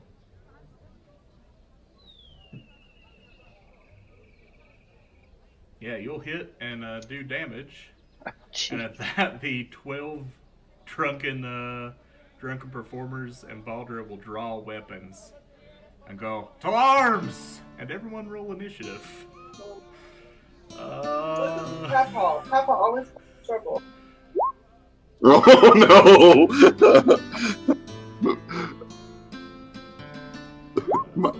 Am I still in stealth?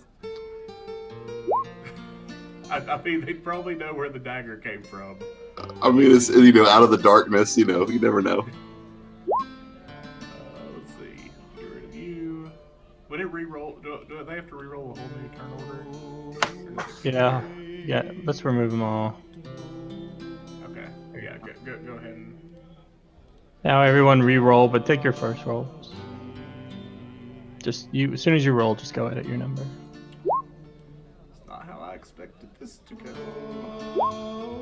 Yep, that's what happens when you have murder hobos in the party. I mean, they're clearly evil, right? They are. There's also 13 of them. There's 13 that we could see. Why can't I remove these drawings? Which ones you trying to remove? I better put them on a different layer. Yeah, that's what it is. From which page? I got it. See, we're on the. Let me rename this. Yeah, right now we're on the middle untitled. Yeah, let's make this battle map. Alright, so the token or the player's flag, just click it and drag it if you need to move us, so we can see something different. Player's flag. Mm-hmm. Where's that at? You just named the overlay. one map called Battle Map. Yeah. So if you look at the map in the middle, it says players right across it.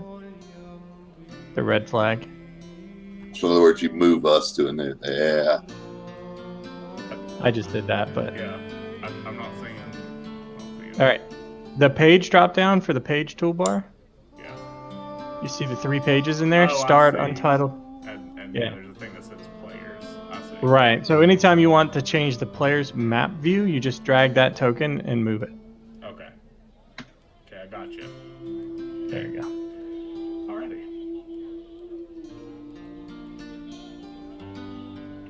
And now we're on a new page, so everyone's initiative got changed. Yeah, it is. It happens. It's learning curves, guys. Learning curves. That's right. Sometimes you learn not to throw daggers at bad guys. Yeah.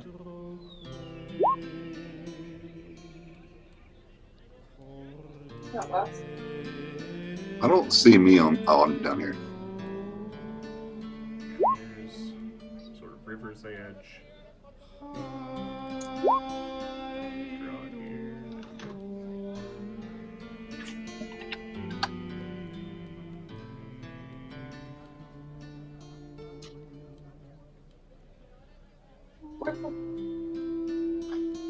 Left side. What? On the left side. What's hiding? Oh.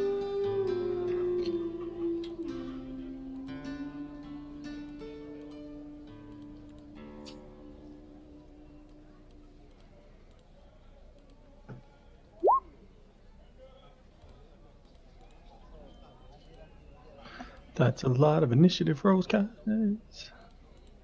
I mean, they're just actors, right? Actors with belt knives. It's not like they're coming at us with warhammers. I mean, the way this should have gone down, well, it's fine. As Marissa's about to do this terrible thing. And we're out down here having a fucking tavern. Being no help at all. I mean, This, like, Hod would have gone back to the guards and be like, well, this is what we found, and good luck. We did our homework. Now pay us. Papaw's the kind of chap who once accepted a job does it himself. And kills everyone. Our job wasn't to kill them, it was to find out. It was just information gathering. I mean, Then again, Papaw's here. in hindsight, I wonder if I could have got advantage on the attack roll because I was throwing it from stealth. Yeah. I mean, didn't you roll twice anyway? Yes, technically. How do I add these to the initiative order? You just Select them and roll for them, right? yeah, they're rolling for initiative isn't working for some reason. All right, you doing them all individually? Let's group them into threes, I guess. Threes. All right. There's 12 of them, and then Baldro. I'll mark Baldro here.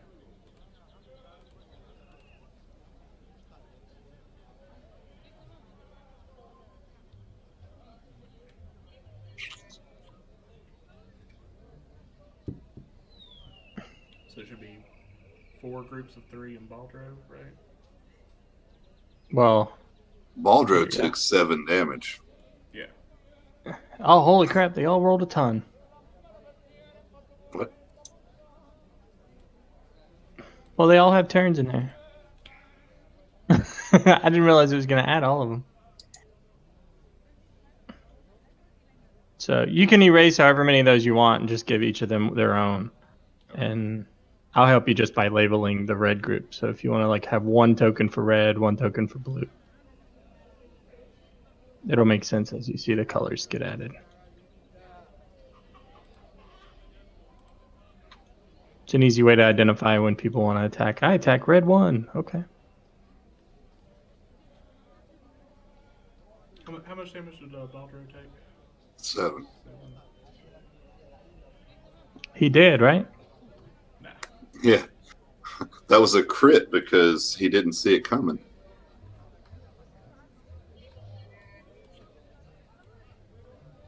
Whoops. Kelladrey, I add your initiative back. I added your turn just to add your thing back.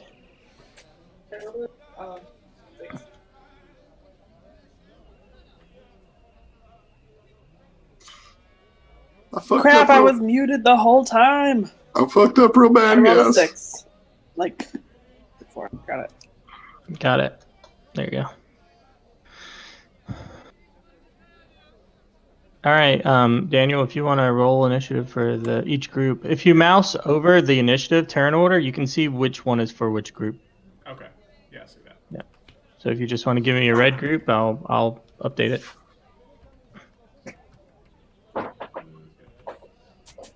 16 for group red. Got 8 it. for group blue. 12 for group yellow. And 3 for Baldro. Hey. You got group orange too, so Okay. Oh, yeah. So one more. Orange. 11. There's another group of 3. that's a group of I 2. forgot that. You got 3 groups of 3 and a group of 2, and then Baldra. Okay, yeah, that works. We got And this, that's guys. how many tokens you have on there. So Alrighty. who hasn't rolled? Is there 5 of us? Let's see, we got Rando, Dr. Gory, Hod, Papaw, Tree. We need Brian. Oh, Sim hasn't rolled. Do what now? You need to roll initiative. Did you roll initiative? I've rolled initiative like 2 or 3 times. at Yeah, this I know point. you What's did. Do it happening? again. Just One more good time. Okay, we got you. All right, hang on. My first roll was a 13. There we go. Okay. Alrighty, everybody. So first up is Rando. You see as groups of performers draw blades and look in the general direction of the dagger throw. I'm on the right side, right? This is where the river is. Yeah, that's where the river is. All right. Are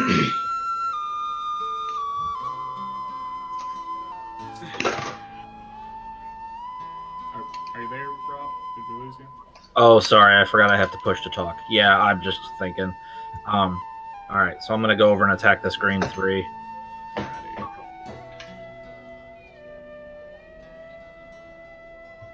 So this group has been heavily drinking. So we'll say that you have advantage on attack rolls against them.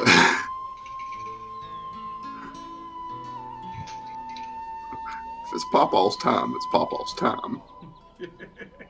That's a very stark possibility in this situation. Next session, we roll new characters in a new town. You get to do next door as you deal with the aftermath of Asmarissa taking it over. Good luck, guys.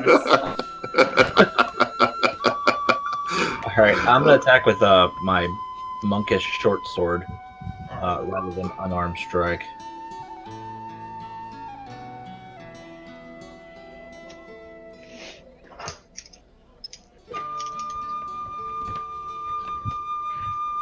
Yeah, that'll hit. All right.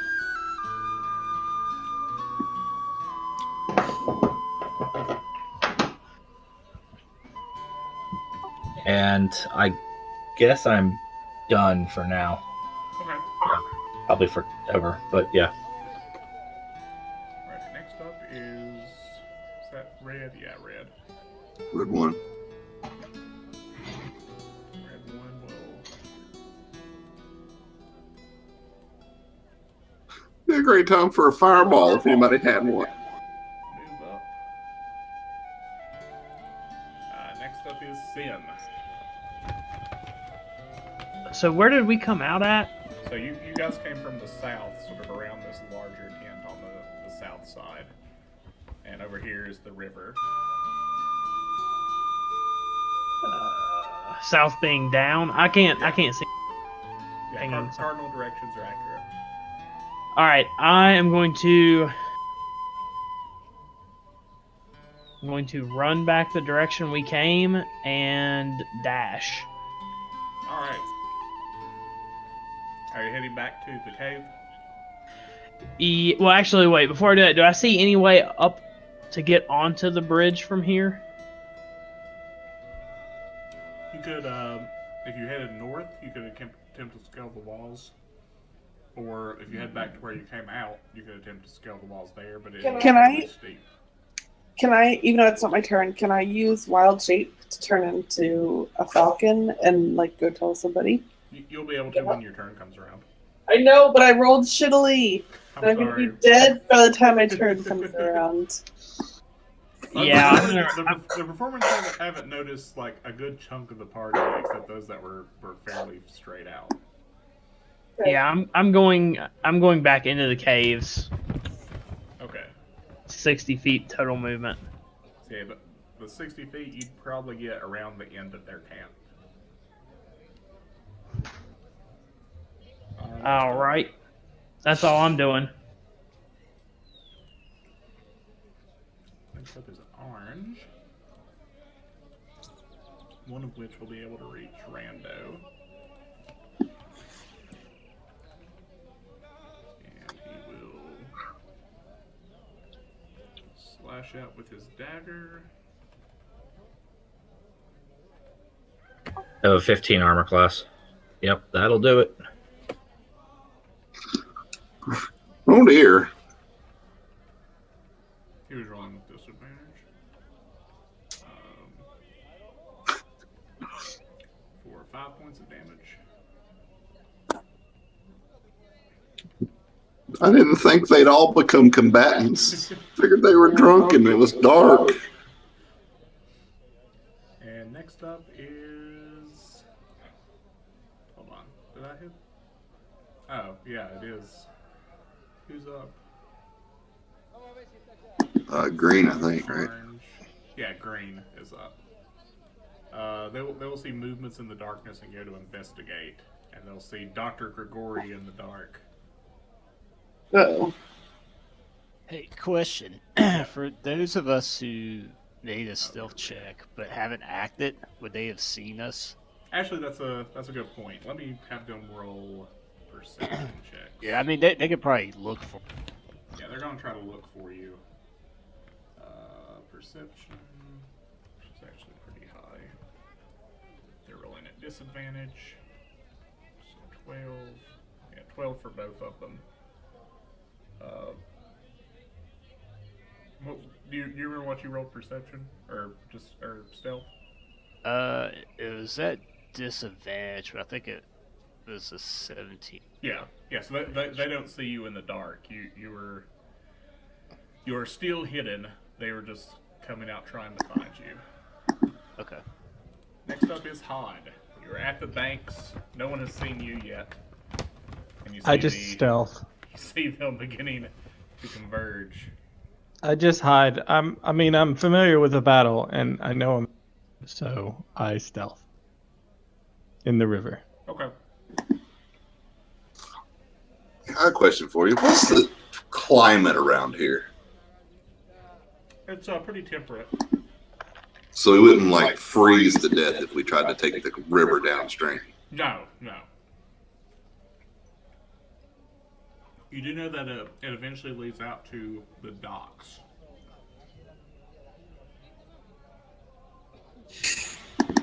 That's a very long distance.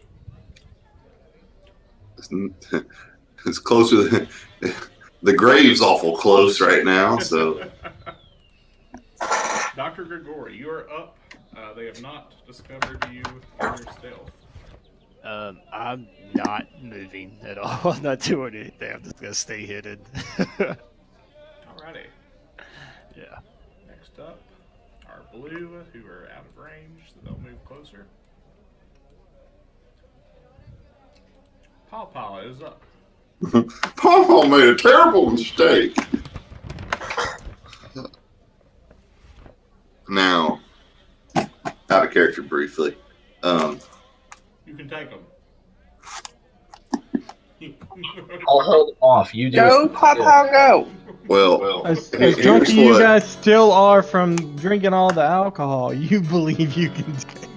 No, what I was going to ask though is what are the odds we think when we get back to the disc that the song will open it from this side? You imagine you can get in from the other side. They obviously have a method to do so. So then we're pinned between the 12 zombies, which have now murdered the guy and are coming down the hall this way. Potentially, you don't know what's going on back there. You would we very knowingly left there to die. You can Okay. You can assume that. You're not sure. Okay.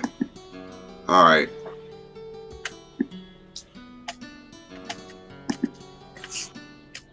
That's called fishing meta knowledge out of the DM. That's called that Patrick Rothfuss bullshit. All right. I'm gonna attack orange one there. Alright. I'm also gonna do. You spend a key point. Well, I'm gonna attack first. Hang on. Second. 12 to hit. That'll hit. Okay. So it'd be 11 damage. That's a solid blow. Let's see here. I'm gonna use a key point to make 2 unarmed strikes as a bonus action.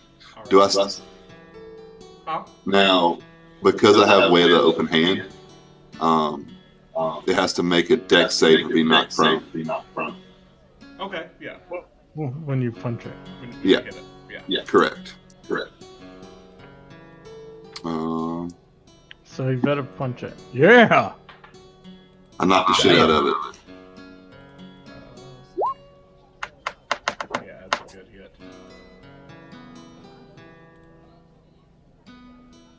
Papaw knows what he's doing, boys. Don't worry. It was all part of the plan. What's the save for that? I don't know. How do I tell? Is there a save or is it just knock prone? I think It says has to make a dex save to be knocked prone. I don't know what that is though. Your character sheet should automatically calculate that for you on Well, your. I had to type in the way of the open hand. Hang on. Yeah, that's fine. I'm just saying on the spells page it should. Spells. Oh, yes, you're right. Save DC 9. Okay, yeah. Nope, that's not does- right. He does save. He's not knocked prone. He is near death, though. If A 9 should not be right. It should be wisdom, not. Yeah, Okay, just so change it's that drop 12. down. It's There you go. 12. Yeah. Okay, yeah, he still makes it. Okay. But he is near death with these flurry of blows he's struggling with. Okay. Anything else from Papaw? What else can I do? You could. So you used action, bonus action. If you had movement left, you could potentially move. Let's see. I was You're like down there. 5, 10, 15, 20, 25, 30. All right. But if I move, I'll pull the whatchamacallit, right? Opportunity attack, yeah. Yeah, no, I'll say where I'm at. Alright. Kelladrey. Okay. All right, I'm up. I'm gonna, if I can, I'm gonna move this way, kind of. Oh, that's one arrow. Like 10, 20 feet, like 20 feet towards the group of. You're repeating, like, I think it's picking up your voice twice. With Oh. Twiggy. I'll talk quieter. I'm gonna move. That's all we've ever asked you to do. No. Okay. I'd like to move closer to our attackers. Okay. And my goal is to cast Entanglement, which is the 20-foot radius. Okay. And then entangle as many of our attackers and a few of our friends. What's the range, or what's the like effect? It's a on 20-foot radius. 20 foot. Yeah, you'd be able to get probably the biggest group would be like all of this area here. Okay, so I'm gonna move. Oopsies. It'd be yeah. Move like right in here. Oh, you. Hey. That's nice. Hey, buddy. Like yeah, that, that's or a- do that's you a- want it like this? Yeah. You see that? You get 5 or 6. Yeah. Which ones? So you can do 6 there or 5 there. Let's do 6. Okay. Well, actually, what do you guys think? How you guys doing over here? Nope, this is your spell, not ours. What would Kelladrey do? Yeah, let's split the group in half. Let's go to the 6 option. Okay. Okay. So strength saving throws.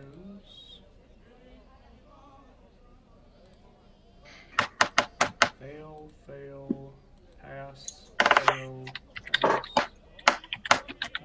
2, 3, 4, 5, 6. Yeah, so 3 pass, 3 Oh. fail.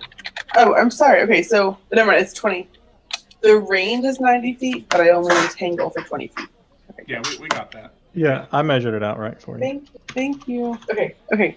Yeah, so you're able to entangle 3 of them. Entangled 90 feet. Yeah, that'd be the whole map. Daniel, which ones are entangled? Let's just make it blue to make it easy. All right, Yes, all of blue is entangled. there you go. I got some markers for you. Thank you. Alrighty, so yeah, you see this large area of briars and weeds sprout up from the ground, entangling half of the people in front of you. Anything else you'd like to do? Do you have another go? So that's your action. You'd still have bonus action and any movement you'd have left. Okay. A bonus action is the main leader guy. Is he still available? Yeah, he's right in front of you. Okay. I'm gonna see if I can cast No, charm. I'm sorry. Actually, he's over here. Let me get my little thingy. He's right how. Can I try and charm him? Do you have a charm that's a bonus action, or are you just Oh, trying no, that's bonus. Okay, so it has to be my I've only got Shillelagh and Iron Skin. It's my cantrips. Iron Skin might not be a bad idea. Boy, you still can't do a cantrip as a reaction, right? Or as a bonus action. No. Okay, so I'll just attack. So you've used your action. So you okay, then I'll run over here by. So Dr. Grigori's running away, right? So Sim's running away. He's basically out of the encampment by now. Yeah, I stayed hidden as they were. The doctor is hidden. If he gets a chance, he'll probably run away. Okay, I'm gonna go join Papaw and Rand's over there. Okay. And kind of like funnel them in together and hopefully not be too lonely. Okay. Next up is Baldro, who will approach this group over here and rally his men. Next up is Rando. You see this group converging on you. Let's figure out how to murder all these guys. Hang on a second.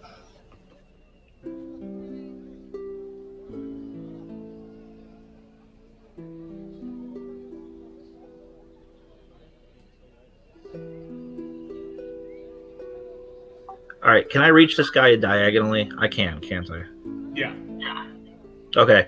Then I'm going to attack the guy in front of me with a short sword, and I'll use my... Well, let me do that first, and then...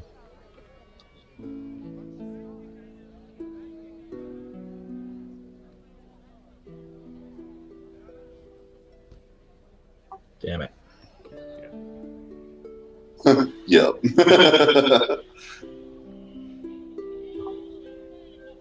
Alright, well, I'll still use Flurry of Blows. Last key I've got. And attack the guy in front of me, I guess. Alright.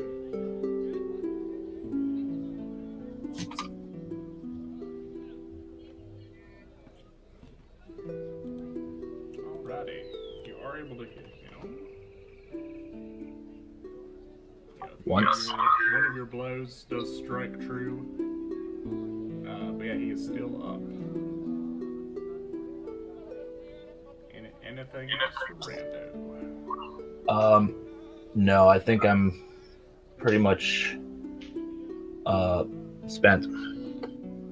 You use your flurry of bows. You do get that free disengage.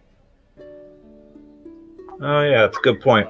I should probably do that, eh? As a reminder. As the barn falls on you.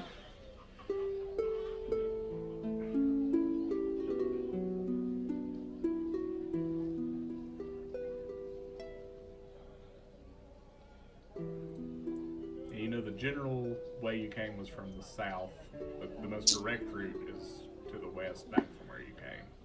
And there's, of course, a river to your east. Well, I'm super drunk. Alrighty.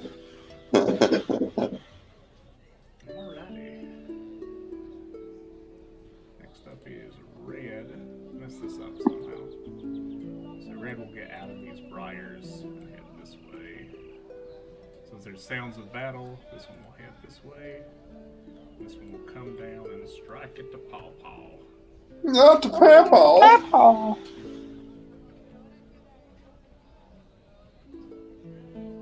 What you got, Sonny? Messed up something here.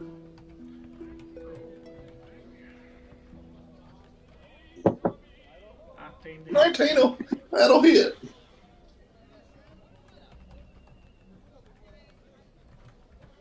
For 6 points of damage. Ow. And that is Red. Next up is Sim.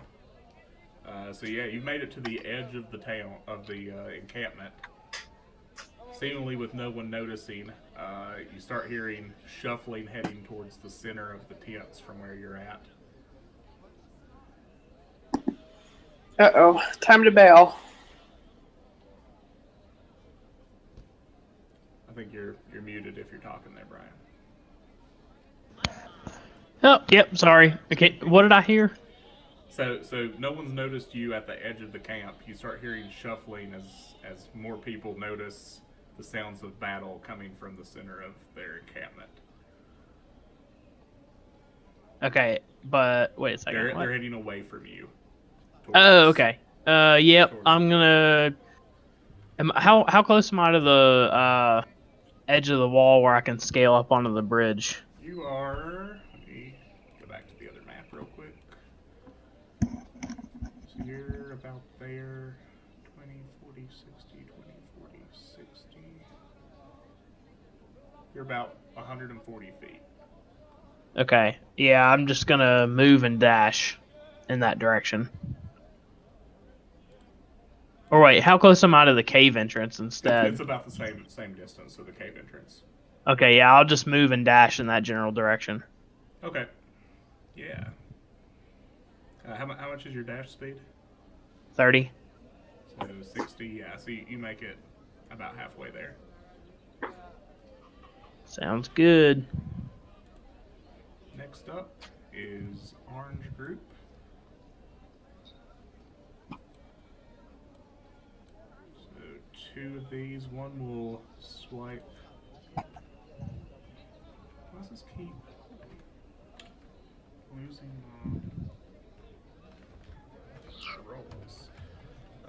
One will swipe at Papaw. Oh. 12 to hit. No. One will swipe at Kelladrey for 12 to hit. Does that hit you, Ida? Okay. 12, is that what you said? 12, yeah.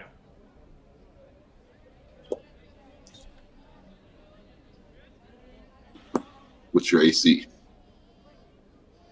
Yeah, you don't Right. take 12 damage. Does 12 hit your armor class? No, yes, it does, and it's 11. Okay. So you'll take...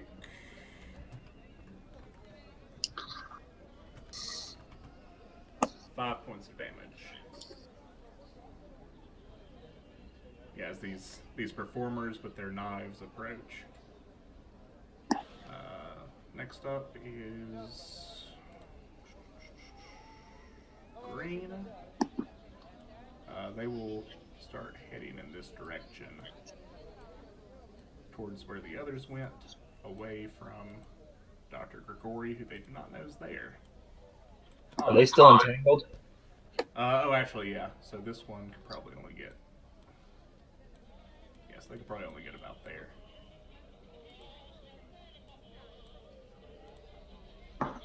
Yeah, so Hod, you are up. Oh, I don't know how useful anything will be. So, shoot. Alright, let's swim. We're swimming up. Come on, swim. There we go. Where are you swimming to? Oh, I see. Yeah, it's swimming. He swims 30 feet down. Are you wanting to dash? I'm debating. My swim speed is 30, so. Yeah. I really have nothing to help me. Anything. What's that pointy thing you're holding with the handle? What's that called? Whatever. I'll come out of the water, actually. Change my Okay. mind.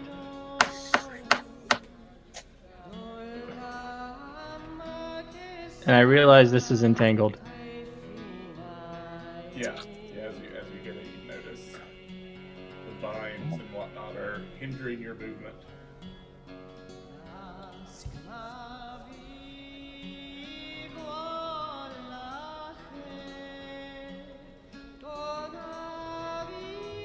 Alright, well, I'm gonna dodge. That'll be my action this time. Alrighty. Dr. Grigori, the guards that were heading in your direction are now heading towards the active combatants. and have passed over you going towards them. Okay, yeah, I saw Sim head down this way. Getting the hell out of there as well. I just gotta get dash south as soon as I can. Yeah, just like with Sim, takes about 60 feet to get you to the edge of the encampment. Yeah, that'll be my turn. Okay. Next up is Blue, each of which will do a strength roll. You try to break out of the entanglement. Fail, pass. So one breaks out of entanglement. And we'll move at half speed. Dollar. Yeah, you better run.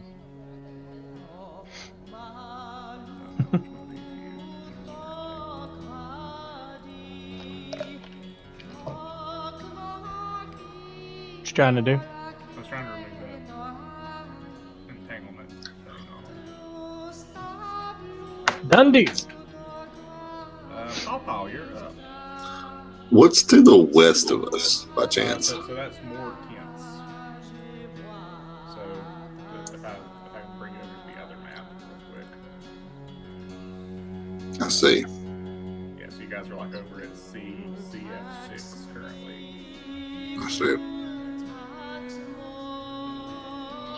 So, can I sort of? I know I'm gonna take some opportunity attacks, but can I like dip? I mean, I know go around, but can I dip off in this general direction? Yeah, you Sort can of do go that. So if I run and then dash, my total is 80 feet of movement. Okay. Yeah, that gets you well out of the camp. All right. Headed that way. Okay. So. Jesus. Yeah, so two of them hit you. For how much?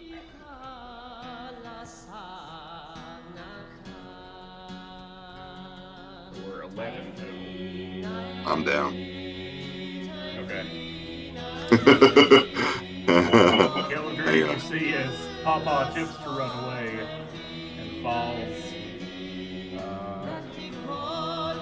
prone next to you as these group of drunken performers stab their knives in. Oh no! And you are up.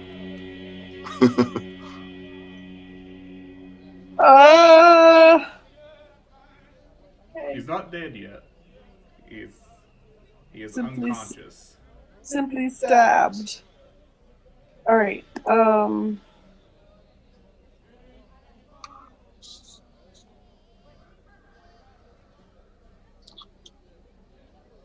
Papaw, is there one particular person that's like stabbing, or they're just stabbing him? What now? Is one particular person stabbing him, or are they all just stabbing him? Yeah, as soon as he turned around, they all slashed out with their daggers at him. Currently, there's only one close enough to you, and you can reach Papaw. Okay. And just a quick background question. Are they all following like the guy that we met at the top of the stairs, the one actor? Or are they all kind of acting on their own? They seem to be matching the general things of Baldro. Right. Can I try and charm person on Baldro? You can. Okay. Yeah, he's close enough. So with charm person, what it does is if it fails a saving throw, it will consider you like a friendly acquaintance as long as it's aliens. So it's not like a command, so you can't be like, I just want to make sure you're clear. Yeah. I'm going to try and convince him that we have an idiot drunk friend and that we're trying to help or something. I don't know. Okay. And that he should let us go. And he fails his saving throw. Okay, so how much will he believe? So he believes you are a friendly acquaintance. Okay, can he ask his people to just tell them that they have more important work to do, and that his friend has told him that the zombies are escaping and that they need to go make sure that they're locked up? Yeah, so Baldro is up next, and he will call out. Oh wait, I think I know these people. hold your fire for a moment, men.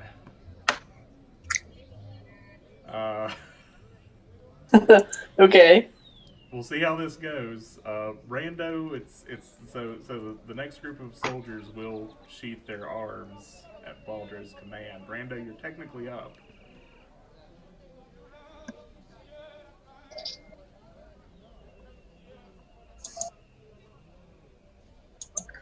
Are you muted? You might be muted. Sorry. If they're holding up, I'm going to go to Papaw and stabilize. Okay.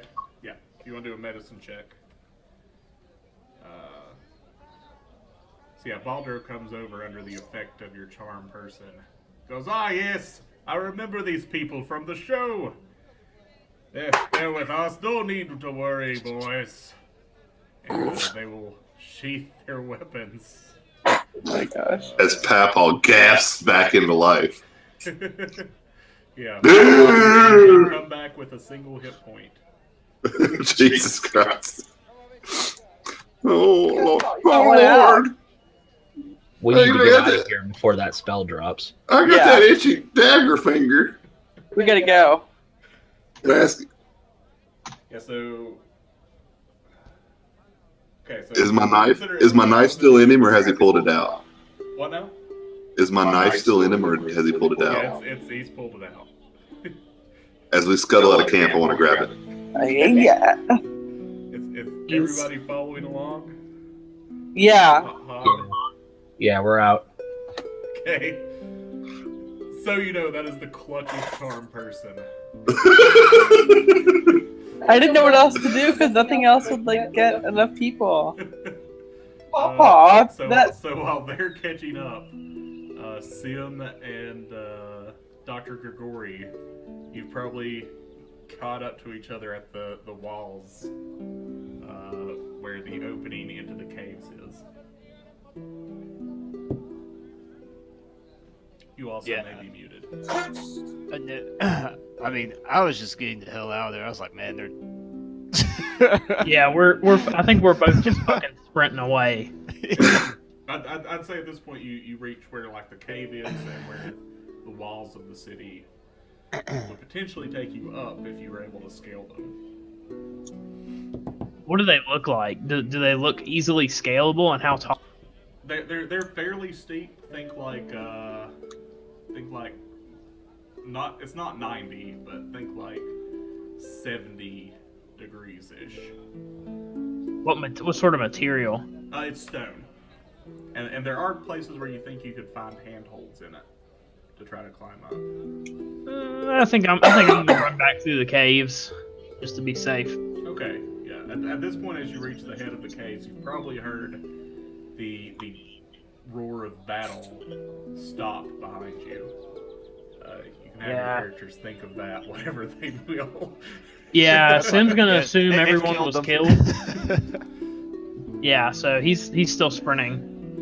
Okay, so where's everyone else that's back fleeing the camp?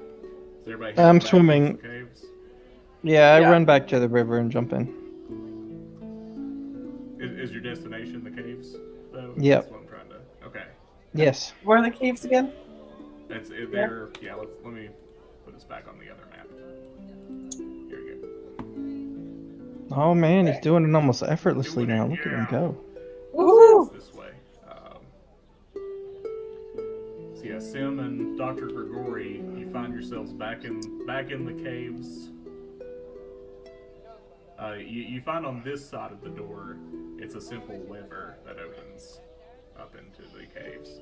Okay, so what's the quickest way to get like information that the harp of the string of the harp can't be strung, or else the whole town's gonna go under the spell? Yeah. So from the speech, you glean that tonight at midnight, Lady Asmarissa plans to play the silver harp on top of the older theater in town.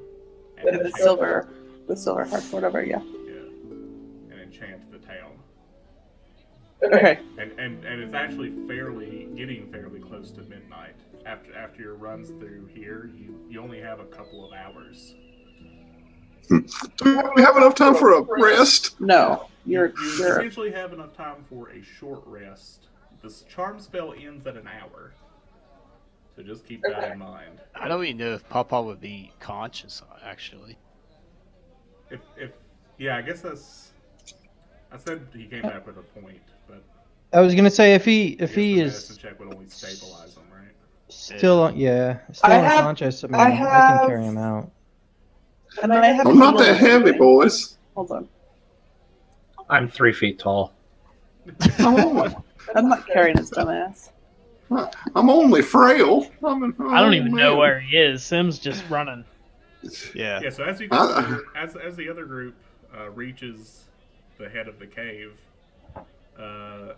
Sim and Dr. Grigori, you're reaching the farther end of it, and you once again hear the music playing from the set of rooms near the end of the tunnel.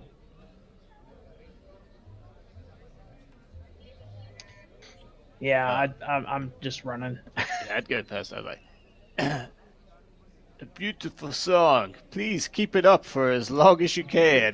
Just keep on going. There's no door, and looking in, you see the bloodied combatant you had left for dead earlier is back in the original room playing the song. Well, that's one lucky bastard.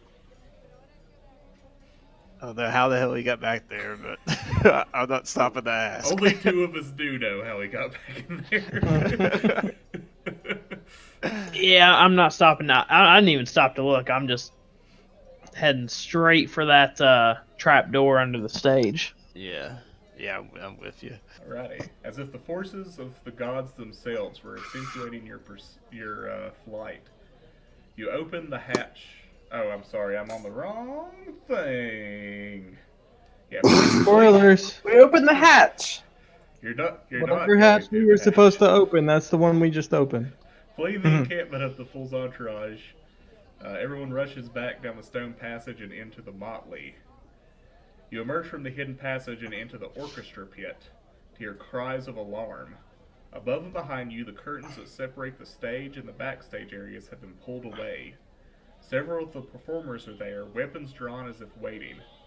In the long shadow against the rear wall of the backstage area is a ladder that undoubtedly ascends to the roof of the theater. Holding on to its highest rungs is Lady Asmarissa herself.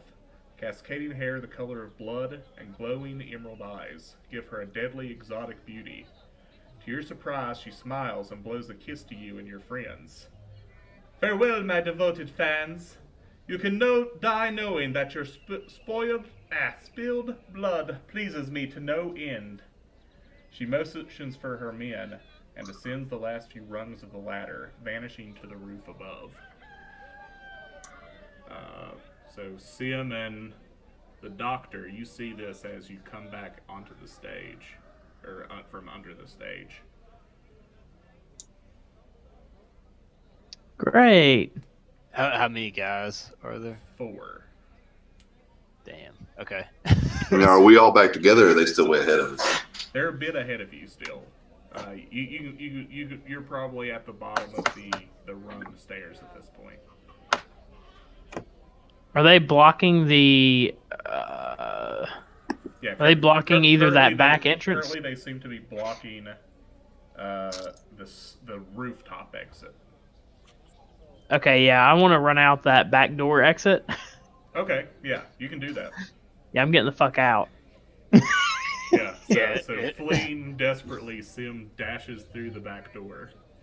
Yeah, if there's a escape route, I'll follow these guys with him. Yeah, and some of the men follow you, or these 4 men follow you outside. But yeah, you're easily able to keep a pace of them.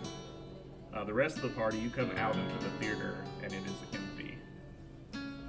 I want to tell the guy that was playing as I go through, like, I don't care if people are around to hear me, and say, "You're free for now, but if you want to get out, you better leave now." The guy playing music. Oh, okay, I see. Yeah, he'll look nervously over at the enchanted men, and just slowly start playing as he begins walking out. Okay. So yeah, you guys come out into an empty theater. You hear sounds from the rooftop as if someone is walking around on top of it, but nothing else. Did we hear any of the conversation prior to when they were running? You may have caught just the rear end of it, if anything, but like while you were coming up the ladder, you may have heard muffled voices, but nothing to tell you like where anyone has gone.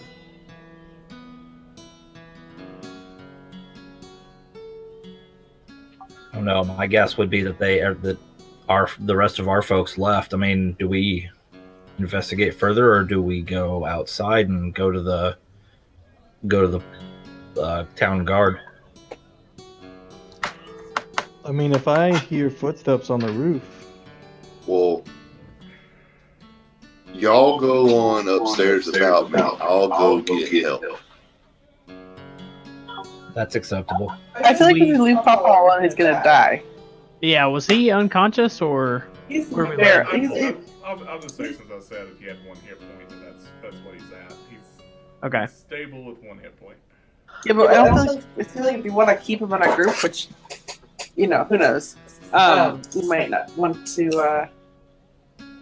all right, Paul, you're looking a little worse for wear. I got a present for you. What you got, son? It's a present. It'll make you feel right good, right quick. Oh, is it some of the party liquor rain? Oh, healing word, that'll do it too. That's all I got for you, buddy. Oh, it's all right. I feel a lot better.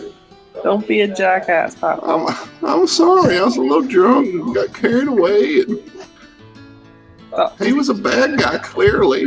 Just tossing arrows or. I had a shot. I'm gonna start climbing the ladder, go up to where I footsteps. We're on a time clock, boys. Yeah, I'll follow. So while they're climbing the ladder, Sim and Dr. Grigori, heading outside, you see that a sudden rainstorm has started outside. Even though the storm and amid the chaos, you're able to see as you head out to the main street that it is flooded with citizens.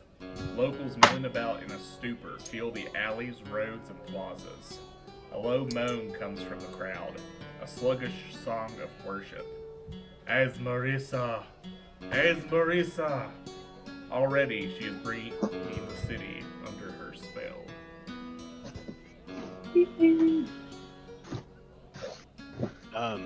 I guess I would try to head for the Silverhawk, because I don't think we can make it out of town before she knows whatever. So Let's go to the harp. Yeah, it'd be nearly midnight by the time you reached at least where you met the town guard originally. yeah, Looking about, you can probably see that there are some guardsmen out trying to disperse the crowds already. I would go up to one and be like, "You, sir, there's a plot at work. You need to get your men to the Silver Harp. Don't worry about these masses." If I don't disperse them here, they'll tear each other apart. You'll all be zombies under the spell. Very well. I'll see what men I can get together. The Silver Harp. What's happening there? I don't even respond. I just go. I'm still with you. I'm gonna say, shoot the woman on the roof, and continue on to the, to the city guard's office itself. So you're in for. So, are you splitting up, or? I'm not sure where Dr. Grigori is going after that, but I sort of assumed we were still together. Yeah, me too. I was planning to go to the Silver Harp. I was gonna make an attempt to at least get up there and break some strings on the harp or something. I don't know. Yeah, I'm not doing that. I feel- I'm going back to the city guard's office. Okay. Yeah. So, Sim, as you head around to go to the city guard, you see the farther you get away from the entertainment section up here, the crowds begin to thin out, and you're able to pass much easier. Dr. Grigori, it gets thicker and thicker of people as you head towards the Silver Harp. None of them are openly attacking or anything like that. They just seem to be walking around in a stupor in the streets. Is there any means, like if I go up on the roof of some other building, is there a ladder somewhere? Yeah, could I find transverse something to like where that. I'm going? Okay, I didn't know if the rooftops were that close together. Yeah, they're sort of varying levels. You know, some of these are houses, some of them are places of business. So yeah, you're probably able to find one that you'd be able to scale. While that's going on, who all climbed the ladder at the Motley? Hod. Rando. Okay. So I Hod guess- Rando. I guess Papaw went with him because I can't go for help. Okay. Still. As if the forces of nature or the gods themselves were accentuating your pursuit of Lady Asmarissa, you open the hatch to the roof of the Motley to a crack of thunder, a flash of lightning, and a sudden rainstorm. The wooden roof itself has a flat center and slopes gently down on each side. Just as you get to your feet, you see Lady Asmarissa leaping from the northern edge of the roof, easily clearing the distance of the street far below and scrambling across the adjacent building. She's moving with amazing speed and grace, changing from rooftop to rooftop in hopes of reaching the auditorium of the Silver Harp. Even through the storm and amid the chaos, you are shocked to see the evening streets are flooded with citizens. Locals milling about in a stupor fill the alleyways, chanting whatnot. So this will start a skill challenge. So if you've never done a skill challenge before, basically everyone will describe what they're working to do to stop or assist with this situation. The more successes you have, the more you catch up to and potentially stop the event. The more you fail, the harder the last event here will become. So if you as a group get 5 successes, you'll stop Lady Asmarissa from reaching the Silver Harp. If you fail, there will be increasing consequences as you go. Sound good? Do it. Alrighty. So If there was ever a guy you needed for a rooftop chase, it's an 89-year-old man who's near death. yeah, so some examples of things you can do. This isn't a restrictive list. Is attempt to scale the buildings. You can use any connectors such as laundry lines to scale across. You can cast spells. Try to persuade people down on the streets. Anything like that's up for grabs, or anything you can think of. So how far ahead distance-wise is she? She's a good building ahead. So Like 60 feet, 90 feet? 40 to 50 feet. Okay. Well, in that case, let's go for a run. I'm gonna cast Longstrider on myself. Ooh. Alrighty. that'll definitely. Come on out. Yeah. And I'm going to attempt to run and jump across the street like she did. Okay, yeah. Give me a dexterity check with advantage with your long strider.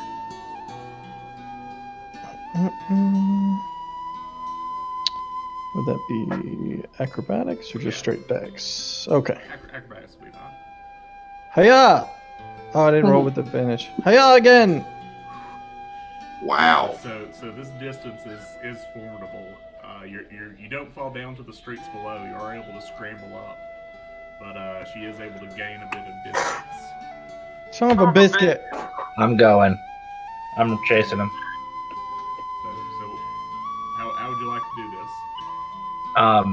I'm just gonna go run and just jump. I'm pretty good at acrobatics. I'm gonna go do flips and jumps and twists and turns. Okay, acrobatics check.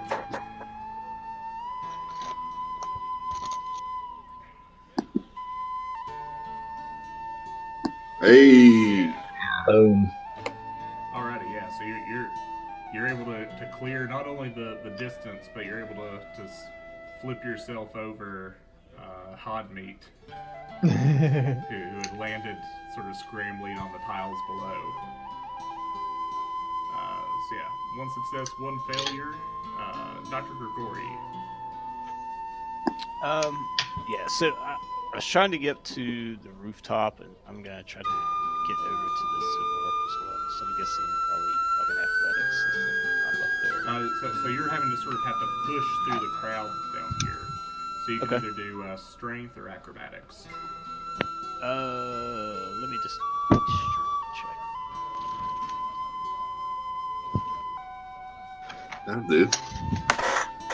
Yeah, you're able to push your way through this bustling crowd. You notice that some of them have started to turn their eyes up to the rooftops above, where you see this chase going on up above. Yeah, that's my plan, is to get up there. And let me just tell you my grand plan here. If she happens to get there before we can get to her, I'm gonna cast deafness on myself. Okay. Yeah, that's fair. Okay. All right. So that's what I'm doing.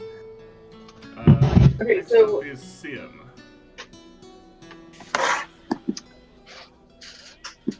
So Sim, as you're running your way back to the guards, you see that there's a troop of them responding to the riot happening, heading in the opposite direction of you. Okay. I want to flag them down. They're heading in the opposite direction of me. Yeah, they're heading towards the entertainment section. Okay, yeah, I wanna catch up to them and flag them down and basically just tell them what's going on. That we think. Well, I guess it's all going to depend on whether the boss of the city guard told them he was rounding us up to help them. Yeah, But I'm operating under that assumption that he spread the word to the city guards in case we needed help. I'm going to tell them Lady Esmeralda is trying to enchant the city. And that the last... Yeah, that person. Okay. And that the last time I saw her was on the roof of the Motley. So are you trying to like redirect them somewhere, or? Yeah, I'm trying to direct them like towards that and tell them that if they can take her out, the riot will likely stop. Okay, give me a persuasion check. Okay, persuasion. We're just here to respond to the riots. What do you want us to do?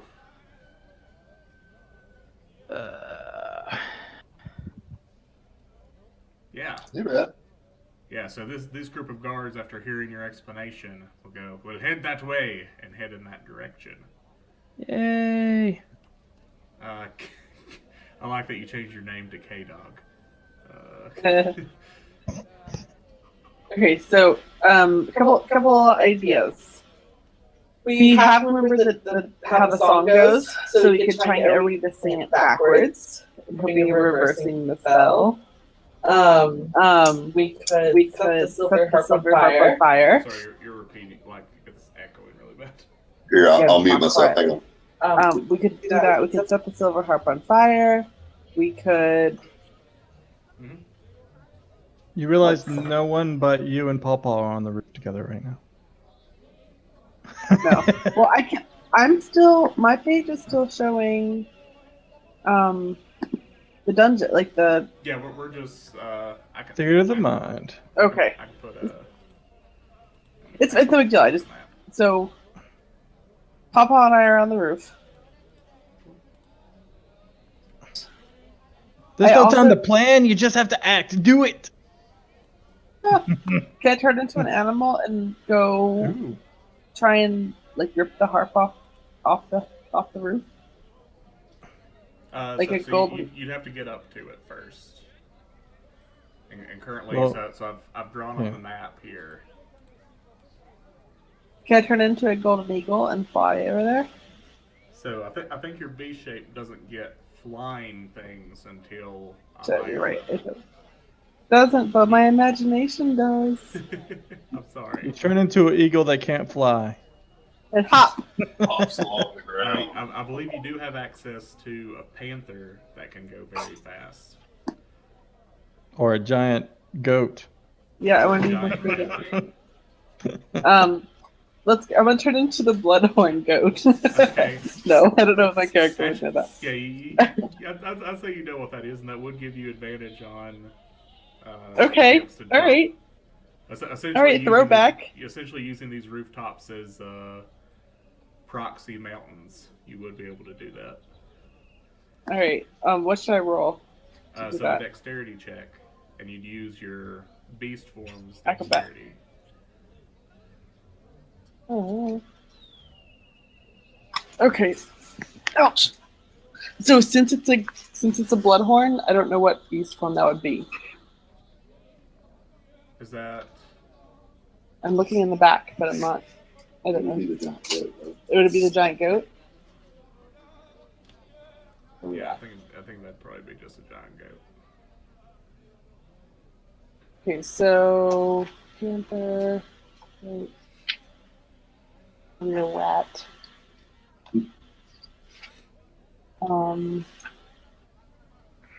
Giant spider, giant eagle.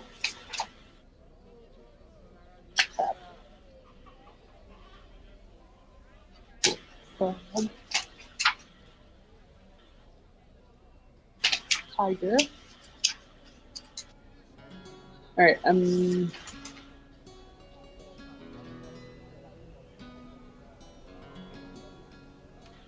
Will mule translate? Not really. I'm not seeing any goats. No goats. No goats. There's a brown bear. We clearly have extremely high decks. The player's handbook, and I'm not seeing So goats. just roll a straight. Just roll 2d20. Just by themselves. Yeah. On d20s.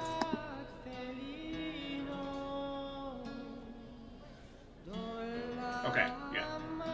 So your goat form is able to nimbly jump between these buildings.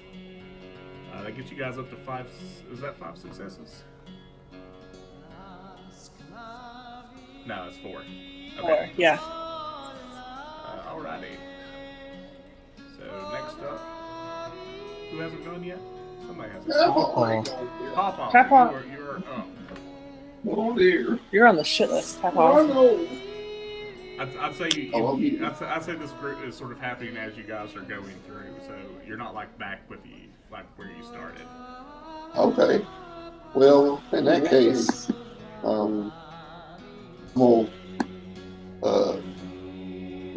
is there a? Do I have a? So which point are we at? Are we like here now?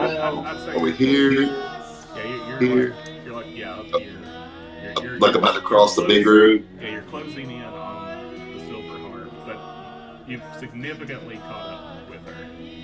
All right. Well, in that case, I'm gonna dash and use the key points to do the shadow or the misty step or whatever shadow step. Okay. What is it called? Give me an Arcana check.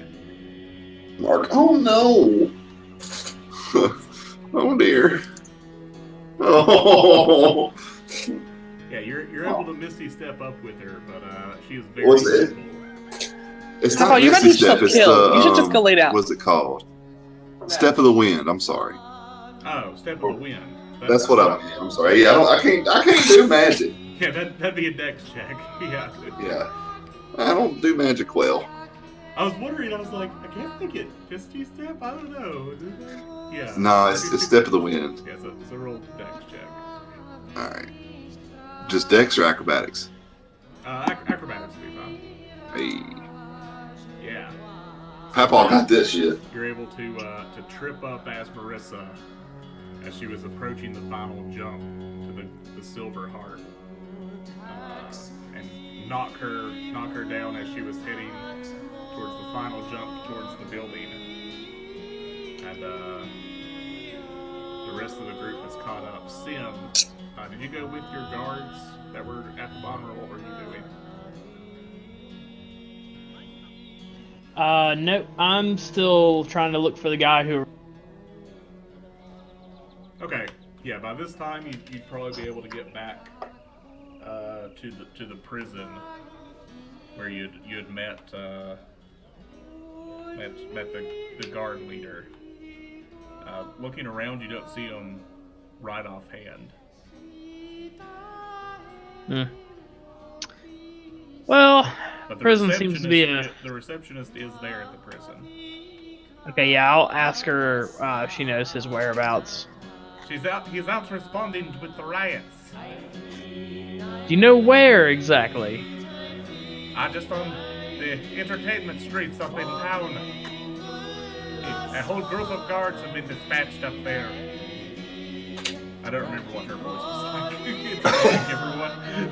It's slightly Barovian. Slightly all of my characters sound like they're from some other area.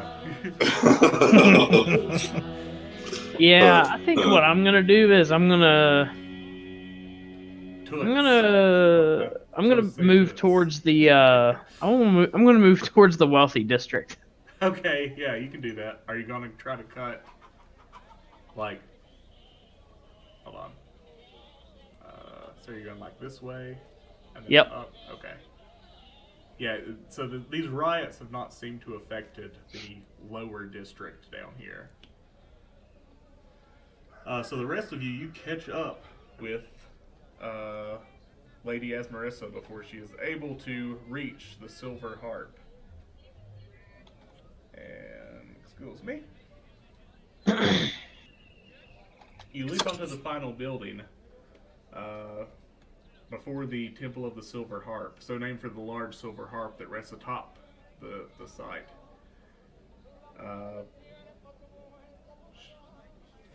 Sorry, lost my turn. As Marissa turns and gazes at you with a mirthless twinkle in her jade eyes. You're too late. The city is mine and its people will worship me as the goddess I am. You shall be the first sacrifice made in the name of Asmarissa, Queen of Moribia. Indeed, I already have worshippers among them.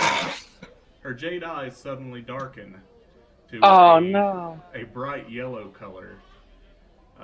Those who rolled less than 13 on their wisdom save, way back at the performance, Yep.